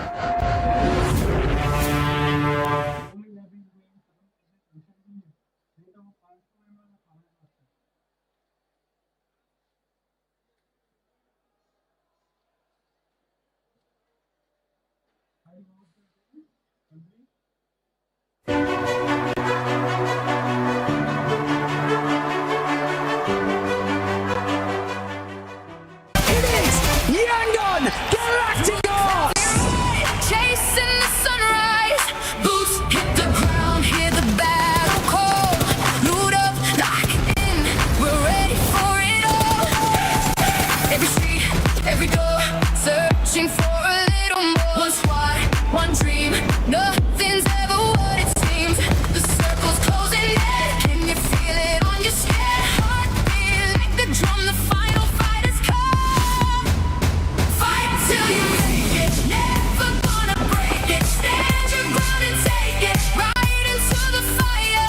Fight till you make it, every move can change it. Higher and higher, we're reaching for the winner, winner, chicken dinner. Fight till you make it, fight till you make it. Fighting until we make it. These teams are in Tiamba, able to get that chicken dinner, full control of the zone. But we have to talk about something that's very important. S2G being able to get into the Smash Zone now, not coming up short this match. I mean, I just sort of want to touch on that. From their compound, they actually probably had the better position out of the squad, sort of moving that rotate in. But I mean, we got to talk about like their push on our Ula. I'm sure Max is going to cover this nicely a little bit later. But Yes. just the, I guess, raw power that they had from start to finish from that game, they were finally able to get over that threshold. Do I believe they should have done it in the first two games? A little bit, but that's okay. They've done it now, and obviously this is one of the teams that can take a victory. They definitely can take a victory. This is a team that has already gotten 3 wins in Erangel in the finals when we're talking about S2G. If we're looking at some of the other teams looking to get to that Smash Zone, it's none other than Aurora. I actually thought Aurora was going to be able to make it already. They're struggling a bit today, Max. Yeah, a bit of a weird hold onto Nongshim Red Force in particular. They're looking kind of weird. But by the way, I want to bring it back to S2G. They not only make it into the Smash Zone, they've got a 9-point lead on top of E-Arena, which if we do not get a Smash, is going back to the OG rules, which is the most amount of points becomes the champion. So right now, S2G are loving it, but so are Tiamba, shattering dreams in this game, eliminating E-Arena, eliminating the final player here at the very end for Nongshim Red Force, man. They are the reason why the tournament has not yet ended. Hora Esports back-to-back great games here out of them. And for Fourth Tribes Neptura, this team, after that rondo that we saw, they're starting to struggle. They ended up the first Erangel with a big old donut, and in this one, at least they secure 4 points. I mean, at least they do. I did see that they had a really fantastic rotation around from just massive wraparounds into Milta and then out of it. But yeah, 4 points is all they're going to get for that. Fantastic nades from Hora. Oh my goodness me. You were talking about it, right, Max? Sky is fantastic with the nades today. Really, really on point. And Tiamba, I mean, honestly, the word that I would use for both Tiamba and Hora, they're feeling very intense. You don't want to go up against them. Look at those sprays. Long range, through the smokes. There's no escaping this team. What are those sprays from QZZ? Oh my god. That was crazy stuff going out from him. I mean, he was just lasering everyone through the smokes. Incredible stuff. But at the end, Hora, another solid finish, right? Yes. Sure, maybe not chicken dinner, but it's a strong back-to-back, but so easy. In that smoke, actually, that was a smoke right from Hora Niptra. I thought maybe if he stays hidden, he could third-party it, but at the end, Tiamba put the nail in the coffin. That's something that I was actually hoping that So Easy was going to do. He was going to end up waiting a little bit longer, maybe use that smoke to his advantage. But Max, he didn't want to wait for that third-party option. He just wanted to take matters into their own hands. And it goes back to what we're saying with Namshim. It feels like they're being passive, but they're not quite sure when to be aggressive and when to flip that switch. They are a little bit hesitant, right? And that's the thing about the Smash ruling. Love it or hate it, teams, the mindset does change a little bit when you do have that chance of getting those chicken dinners. It is quite stressful for now. Not just 2 teams, but 3 teams. S2G are going to be joining their ranks, but of course S2G got 3 chicken dinners so far in the final, so they're looking like a team that could actually wrap it up. But looking at the rotations this game in particular, I know you in particular, Nipchira, were quite critical about their push on the western side of Milta. There were other options that maybe could have been more valuable. Absolutely. I think any... Oh, wait, hang on. Hold on. That's my clip right there. So looking at this clip, so actually S2G, sorry, I have to jump into it. We're very split. Lost solo, literally in the 1v4. And even then, he's popping off, but he's also getting a bit of assistance from the teams on the other side of the road, right? In particular, Kamikaze's got a fantastic angle. And there, the backup. This is literally the play that gets them into the smash zone. Solke gonna be sending it forward. He's gonna be joined up then by Habsajijukan, absolutely superhero style in the building, and they get 1, get 2, get 3, and the final player, and because of that, they get the 4-man reset and actually get enough points to enter the smash zone. What a hero save play of the day. They don't do that, they would still not be over that 122 point threshold. It's insane. I think I missed that play. Thank you for that replay, because oh my goodness me. So HamCG is just like crashing the wall. We are not going out. They just send it. Absolutely send it. And that's what we want to see out of some teams. Being able to send it. E-Arena, one team that's currently also running into that struggle when we talk about teams struggling that are already in the smash zone lace for E-Arena. That was Tiamba's fault. I don't know. Like, I have to bring it to Tiamba because obviously E-Arena, you know, they had a nice little path in there, but Tiamba were actually positioned in such a great spot that they were so annoying to every team. This is Aurora. This was obviously even helping S2G in that fight. They were able to sort of gatekeep that area from E-Arena as well. And so it's unfortunate that we're seeing like E-Arena not being able to push into the position early enough because they are still sort of playing that edge. They are going to be playing that edge, but right now they need to get that win if they want to be able to win via Smash Rule. They are one of those teams currently in the Smash Zone. Keep in mind, E-Arena started off the day with 112 points. They have only gotten 11 points so far after 3 matches.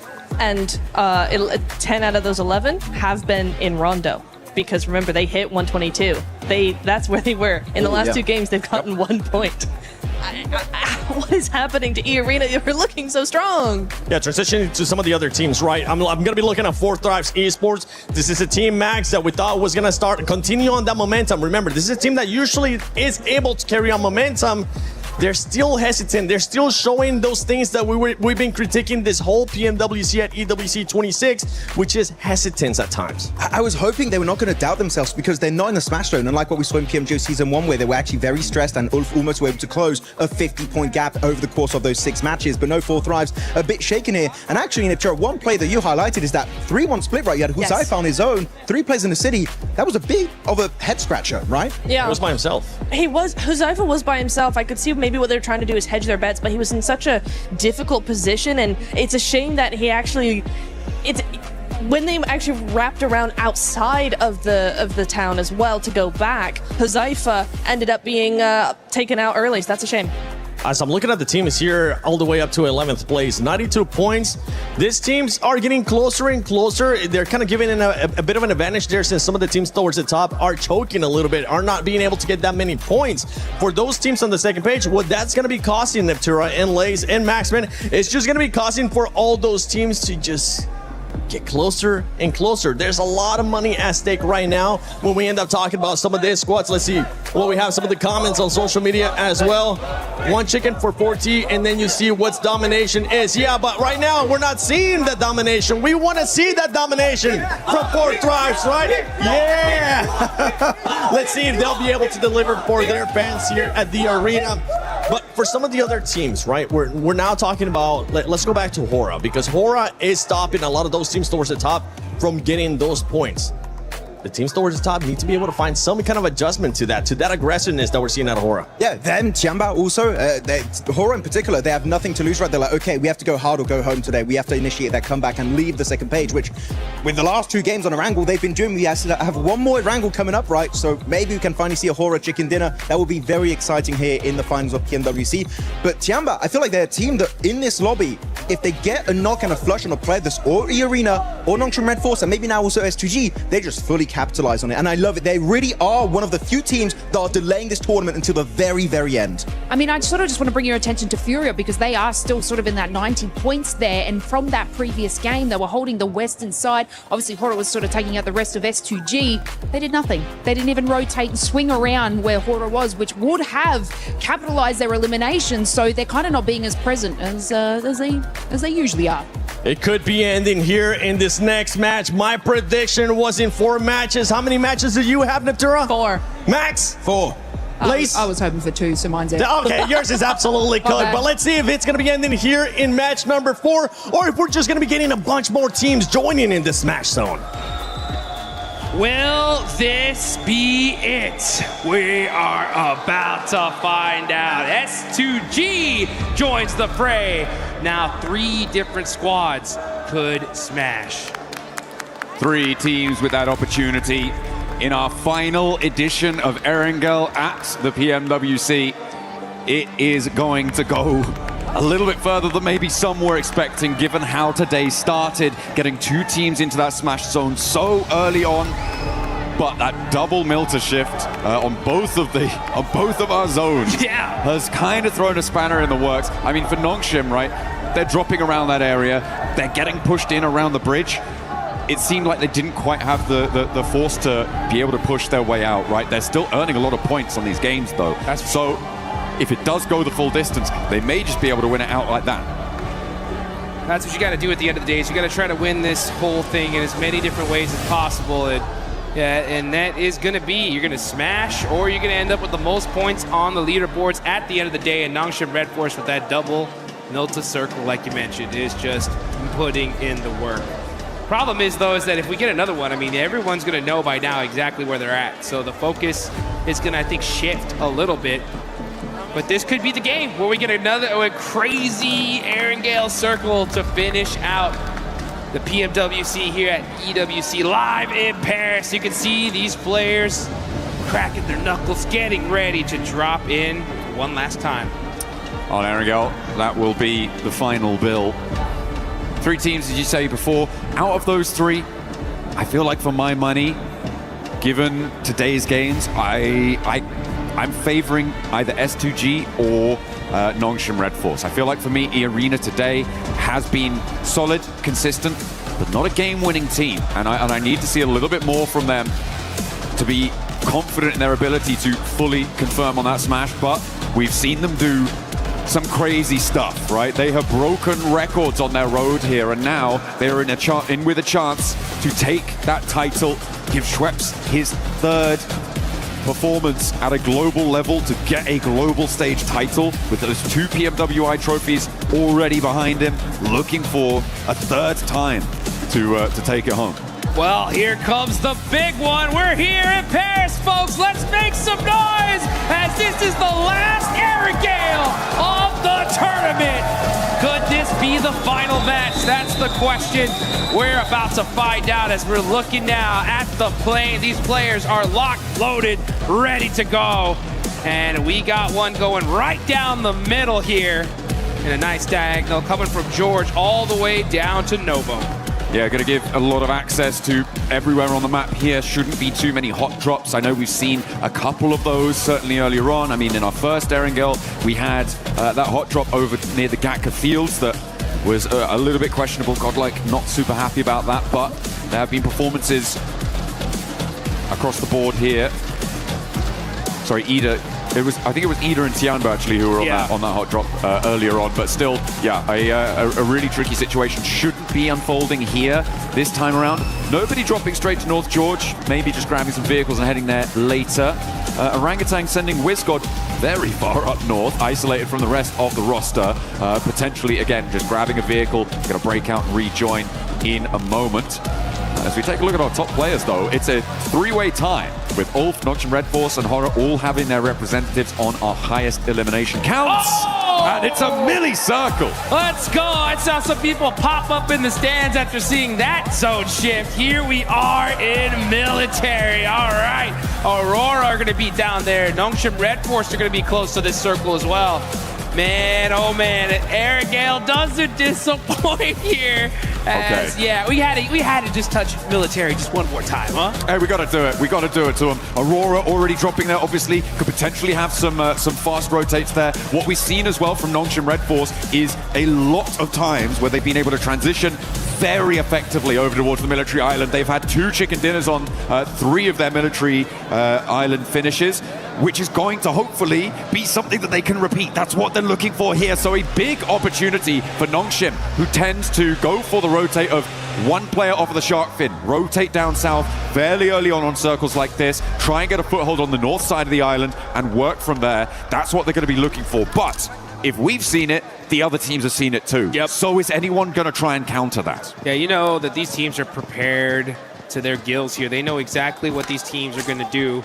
It's just, how are they going to execute it? That's going to be the question. Speaking of execution, if we look at the leaderboards right now, there are some teams that could still definitely win this whole tournament further down.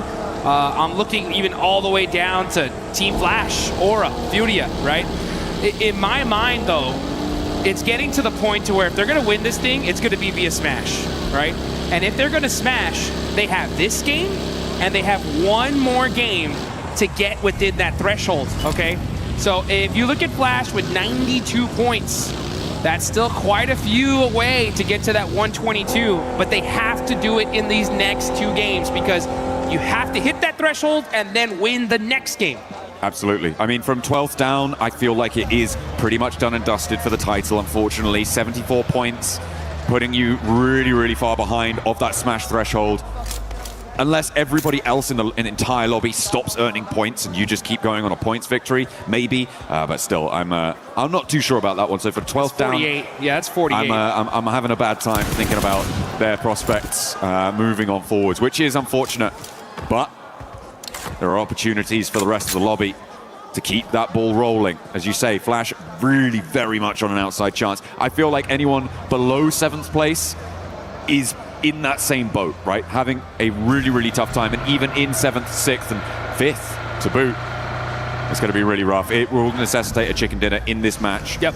To go across. This is that Nongshim Red Force rotate. Here they go. To tune in with our teams in the Smash Zone. Nongshim Red Force now across to the military island. S2G went very, very quickly, which makes me question how much loot they're going to have on board to try and hold this. Nongshim took a little bit longer to get across, which is going to give them some more power, some more backstop of utility of supplies. And Aurora, of course, dropping over in that military base. They're not in the Smash Zone just yet, but they are the team that is closest to it. Only 7 points behind right now.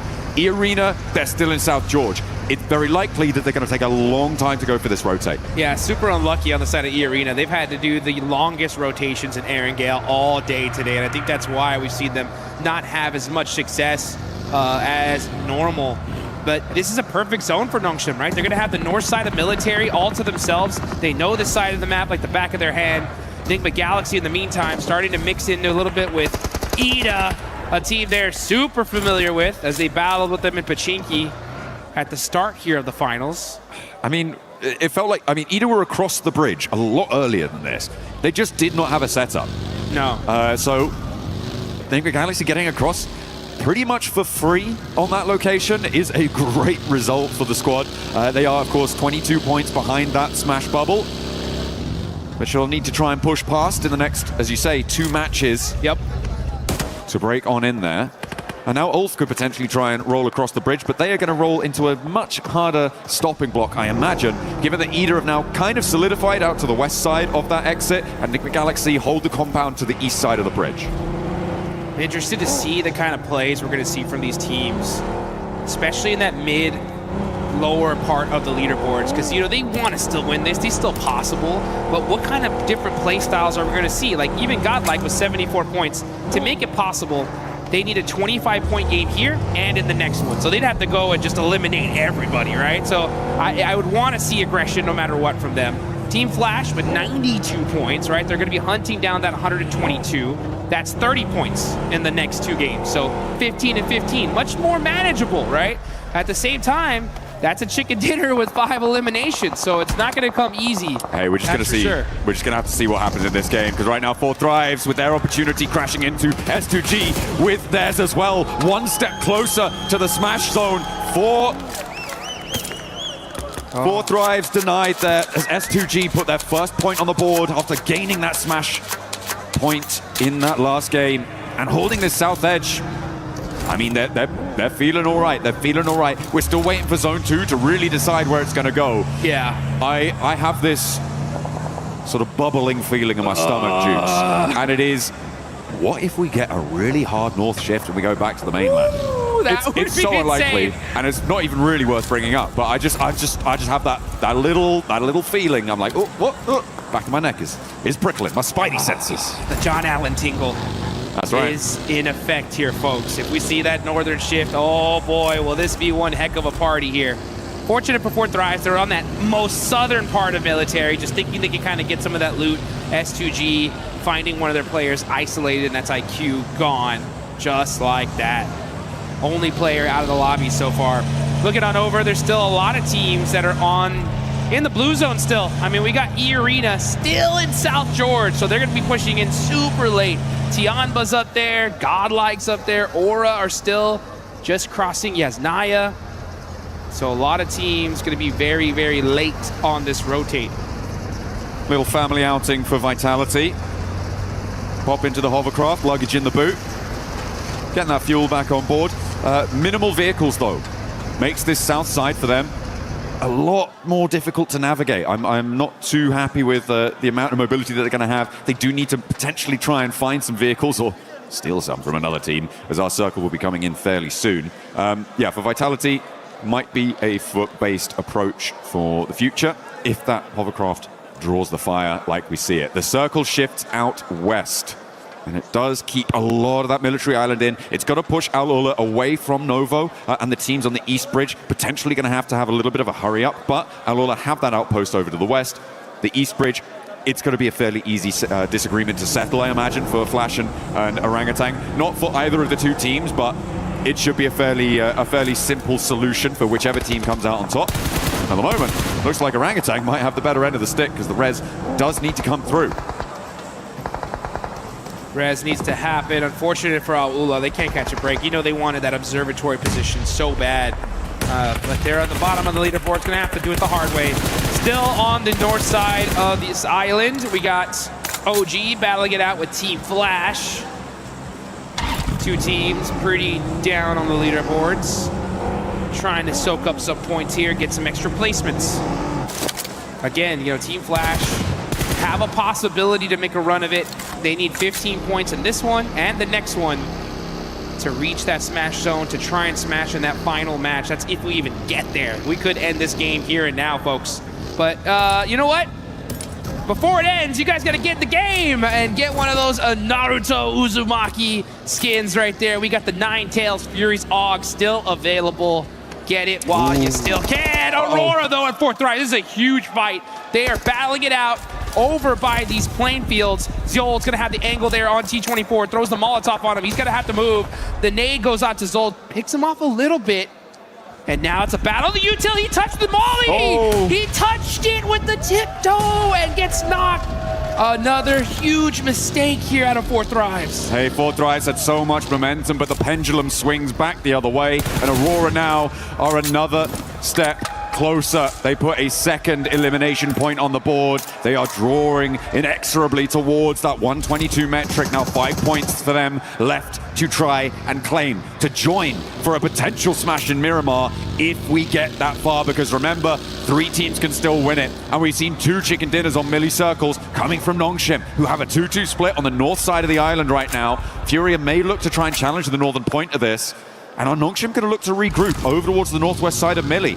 They will have to, at some point, decide which outpost they want to commit to. It may need another circle for them to do so. Yeah, they're in a really great spot right now. The problem is that everyone's going to want it. And they are completely surrounded by squads. And I guarantee you, the second a team realizes Nongshim where they're at, they're going to full commit to them for sure to try and stop them. E-Arena, meanwhile, going to be coming in through the zone on the north side. Where's this shift going to go? If it goes to the bridge, oh, this is going to be straight chaotic. It's gonna go a little bit close to the bridge. Now Nongshim need to regroup. For my money, I think that southwest side might just be a little bit better for them. They're right next to Ida there. Fury are gonna charge on in over the hills. E-Arena have yet to get across the zone as well to get towards that military island crossing. Godlike are gonna contest them on it. This could be the make or break moment for E-Arena. If they can get across, they've got the backline of that coast to keep them a little bit safer, but they have to get there first and challenge off Ulf. Maybe Nigma Galaxy will join in that fray, but they have to get across. Yeah, they're going to have to get across, and it's going to be a tough one right now. I mean, there is so many different teams crowding these bridges, and on both sides, on the eastern and western bridge. You can see Nongshim, though. They got those sandbags. They're going to be holding this hill. This is a great spot in this circle. They're going to have so many different sight lines. They can rotate away from it if necessary. They just got to watch out for the crash. These guys are set up for this one here. I'm not kidding. They are the biggest threat in this lobby right now. It's crazy. Nongshim in a command point in this circle with the chance to smash this away, put another military victory under their belt as well would be incredible. What a way to close it down, but they have got a long way to go. We're only 12 and a half minutes into this game, and there's going to be at least 15 more of them ticking away every second. A drop of sweat beading on their foreheads of one of our players. There's Godlike keeping an eye on E-Arena. Oh, it looks like we did get a huge knock. That's XZY. Okay, that's Resible. Yeah, that is Resible, so you should be able to get safe. Yeah, okay, so Nongshim gonna keep their player up here. Okay. Remember, they don't know who it is until it's flushed, so they still don't have a clue it's Nongshim just yet.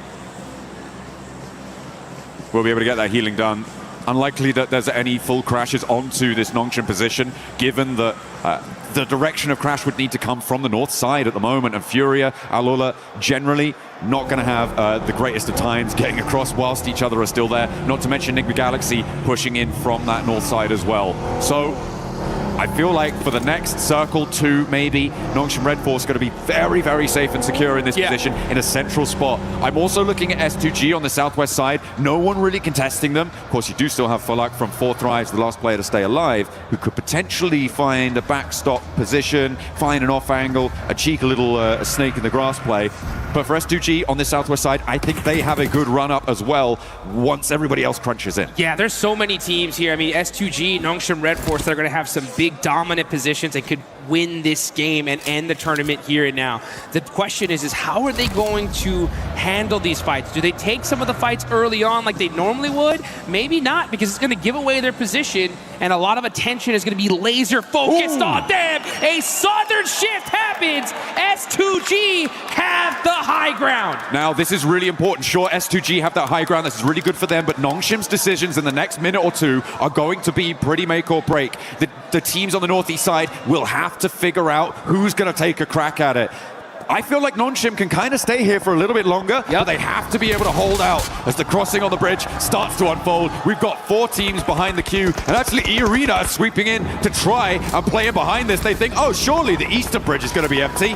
Think again. Nope, there are a whole bunch of teams holding on this eastern bridge. There's like a bunch of squads, and IGL's had the same idea. And this is stage 4. The blue zone is really going to start chunking them here. They cannot afford to be holding here for so long.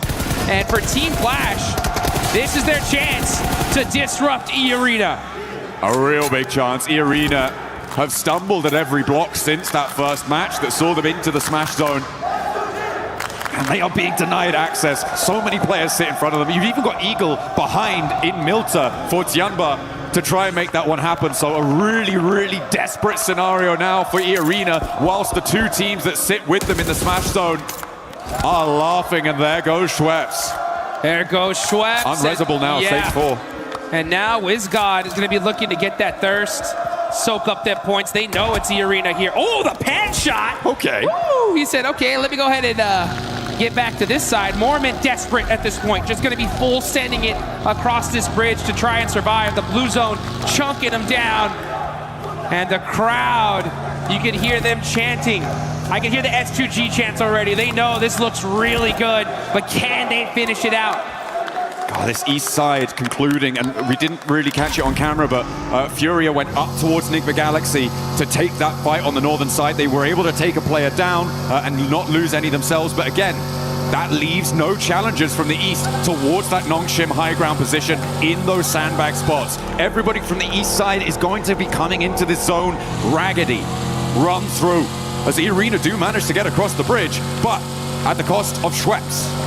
Yeah, at the cost of Schweppes and a whole bunch of utility as well. They're going to be going through almost all their meds here just to try and survive. And then they're going to have to get lucky into this circle. They're going to have to hope to catch a third party, something. If they do get that third party, though, and win that fight, this could be dangerous. Let's see how this works out, though, as now we're going to look at Furia getting mighty close to T-Flash. That nade just a little bit too far from Bose. Balak's still going. He's taking shots over on the northwest side, over at Godlike. Don't think he's going to manage to push through with complete ease, but it's a good start. As the blue zone at his back, Bose for Team Flash. Remember, they were the team that was holding out that east bridge. They alleviated that pressure, and now they might try and turn their attention to our tabletoppers, Nongshim Red Force, in their bunker spot. It is really dicey for everybody on this east side. They have to push past such a difficult, impregnable position. Hey, they found a spot though, right? E-Arena was able to find a little bit of space here and possibly some eliminations as WizGod is trying to drive by. He thought this was open. No, it's not. WizGod almost on fire, somehow still alive. And now getting taken out by Al-Ula. All right, okay. Well, that was a crazy dash out of the open through the melee position. A team that we haven't talked about in a while is Aurora, who sit as a blocker to Al-Ula. And remember, they are a team chasing towards that smash zone. And they find a spot on towards Mormon as well, a knock over to E-Arena, and they are now down another player. Vitality pick up that flush. So Aurora denied the point, which could be pretty crucial if they do not make it into the smash zone here. But with Aurora in the buildings on the south side of this zone, as it pushes, by the way, away from Nongshim, that could be devastating for Aurora if they don't make it all the way. Aurora looking dangerous, though. They're actually going to be fighting out with E-Arena. That's a big one, a big fight about to take off as they're waiting for this next circle. This is still stage 5, but military zones are just so dangerous. Aurora are going to have this beautiful compound for now, so they don't have to move. Right now, they're just keeping eyes on Al-Ula, trying to get a few more eliminations. They know they're that close. Only 5 points away now from that smash zone. Goodness me. I feel like the most important decision here is Nongshim's rotate. The question is when. What do you need to have in place before you go for it? And I feel like this is one of them. Clearing out the back. Team Flash, if soon as they roll out, they're going to get hounded down. So the ability to clear that out is brilliant. But then where do you go from there? Maybe you try and crash towards the arena. But we'll see what they can find in the fight with Flash as they roll up for a second rundown. So easy goes low, but he's still got a little bit more bite behind him. Woo! And he snaps back. Flash do go down, and no knock sent, but here come Enigma Galaxy. They're straight into the fight. A 1-2 go down. There they go. What on earth was that? Enigma Galaxy with the targeted, surgical, precision strike. Take down the tabletoppers. Nongshim denied. Out of here. Enigma Galaxy heard that fight. They knew who was on top of the hill, and they say, you know what? We want a piece of that, baby. And they got the whole thing. Nongshim Red Force are out. S2G, E-Arena still alive. As Enigma Galaxy in just one fell swoop could have saved this tournament, and we could see another match. My goodness me, but S2G with that opportunity now on the southwest side of the circle. Have to get a little bit closer to it. They've still got the Madman Palak to deal with, though, in the foothills of their position. And Lost is rolling up to it. There's a nade cooking, so have to be careful. Feel like they should know there's someone in the shack. They should know. As the nades are flying, Godlike are launching forwards. Kamikaze will certainly know about it now. Godlike wants to challenge on this hillside, the southwest side, getting hotter and hotter. Oh, okay, it's the Lone Ranger. On horseback, charging into battle. Balak on the move. 1 horsepower, man. He's on the move. Can he survive? He hops. Jumps out for a little bit longer and survives. Hey, he's got that big iron on his hip. He's ready for the fight. Godlike, try and take him down. You're gonna have to do better than that. One more under the belt for Falak, but he goes down to a long-range third party, and the circle goes south too. Over to S2G. For Turkey, they have the shot. They have the inside track. It is about conversion now. And the whole lobby needs to understand who is the greatest threat in this lobby. It's S2G. They're alive. They have the high ground. They have the ammunition. They could end this tournament right here, right now. A lot of fights happening on the other side of things, though, and that's going to be chaotic on the side that S2G are starting to spread their wings. They're taking so much real estate in this circle, looking to get the chicken. They could make it up to first place overall, and down go E-Arena, so now guaranteed the only team to make it across, to be in with a chance, with a smash victory on this game, on this final Erangel, is S2G. But Aurora could change that tune. They are 2 points away from the smash zone. One more team goes down, they are in, and on the north side, it makes it happen. Aurora will join the top 3 in the smash zone if we go to another match. Oh, and you could see Zol. He knows it. He knows exactly where this S2G squad is. He spotted him. Did he spot Hansuji, though, in the grass, waiting to make a play? Zol getting mighty close here. Oh, Hansuji does stand up. The fight waiting to happen. This could be the fight to decide this tournament. Well, whichever team owns this one, they're going to control this entire side of the map. Ooh. There are no ifs, ands, or buts about it. The only way for Aurora to keep this one going, for a chance at their own victory, their own table-topping performance, is to take down S2G, who sit atop the mountain, presiding over the military finish. Nongshim Red Force swept aside with a targeted strike from Nigma Galaxy. E-Arena struggling, clawing their way towards the circle, finally fell apart at the seams and could not go the distance, but S2G have their chance. They've got it. You can see Kamikaze spreading out, rocking a 3-1 split on the side of S2G. Team Vitality, another squad that could be dangerous. They're focusing on the wrong team, though. They're looking towards Aurora. All of their efforts need to be going towards S2G. If Vitality fight Aurora, that's a perfect opportunity for S2G to third-party this and take this tournament. But I mean, where do Vitality go? Where do they go to try and make the most of this match, right? It is towards Aurora. You can't sweep West. Furia still have some snakes in the grass, and Kamikaze's reinforcing that position. I feel like Vitality might just be giving this one over to S2G. You got to realize, Vitality, it's either go anywhere else or go home right now. If they battle this out, it's going to give S2G a massive advantage here in this game, as these are the 2 squads with a full team still alive in this tournament. We need to put the aura in Aurora right now. They need to look big, play big, score big, get into the smash zone, because they are the only team really in the driving seat. The circle takes the backstop position out for S2G. Vitality are just gonna have to cross, but S2G might take shots at them as well. On this approach, up to the ridgeline, the fight is teetering. We are on a knife's edge. Here we go. We can hear the crowd chanting S2G because they know they have the high ground. They do lose that building, though, so that backstop there by Soul K. He's going to have to jump on down and look at this position. This is all about fight timing. If Aurora and Vitality battle each other out, S2G should have this one in the bag. And top is looking in Vitality's direction. Okay. We'll see if this oppressive force can go. I mean, Vitality's approach is not easy, even if S2G aren't peeking all the way down. There is still angles that they can take over towards Vitality. And they may actually opt to stay on the top of this ridge. You could feel the tension in the air. You can cut it with a knife. This could be the end of the tournament. We're watching the last game if S2G take this one. Furia. Don't count them out either. They have 2 players up, but they could definitely disrupt this entire fight. Down the line. Here we go. One more zone shift. One more zone shift to decide who's going to have the advantage. And if S2G are going to be able to take it. Chief driving up, he gets knocked out.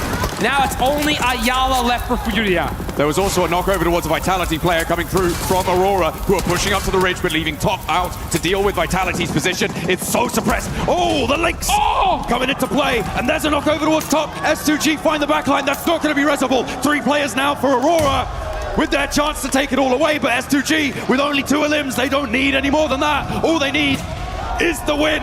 And with 3 teams beneath them.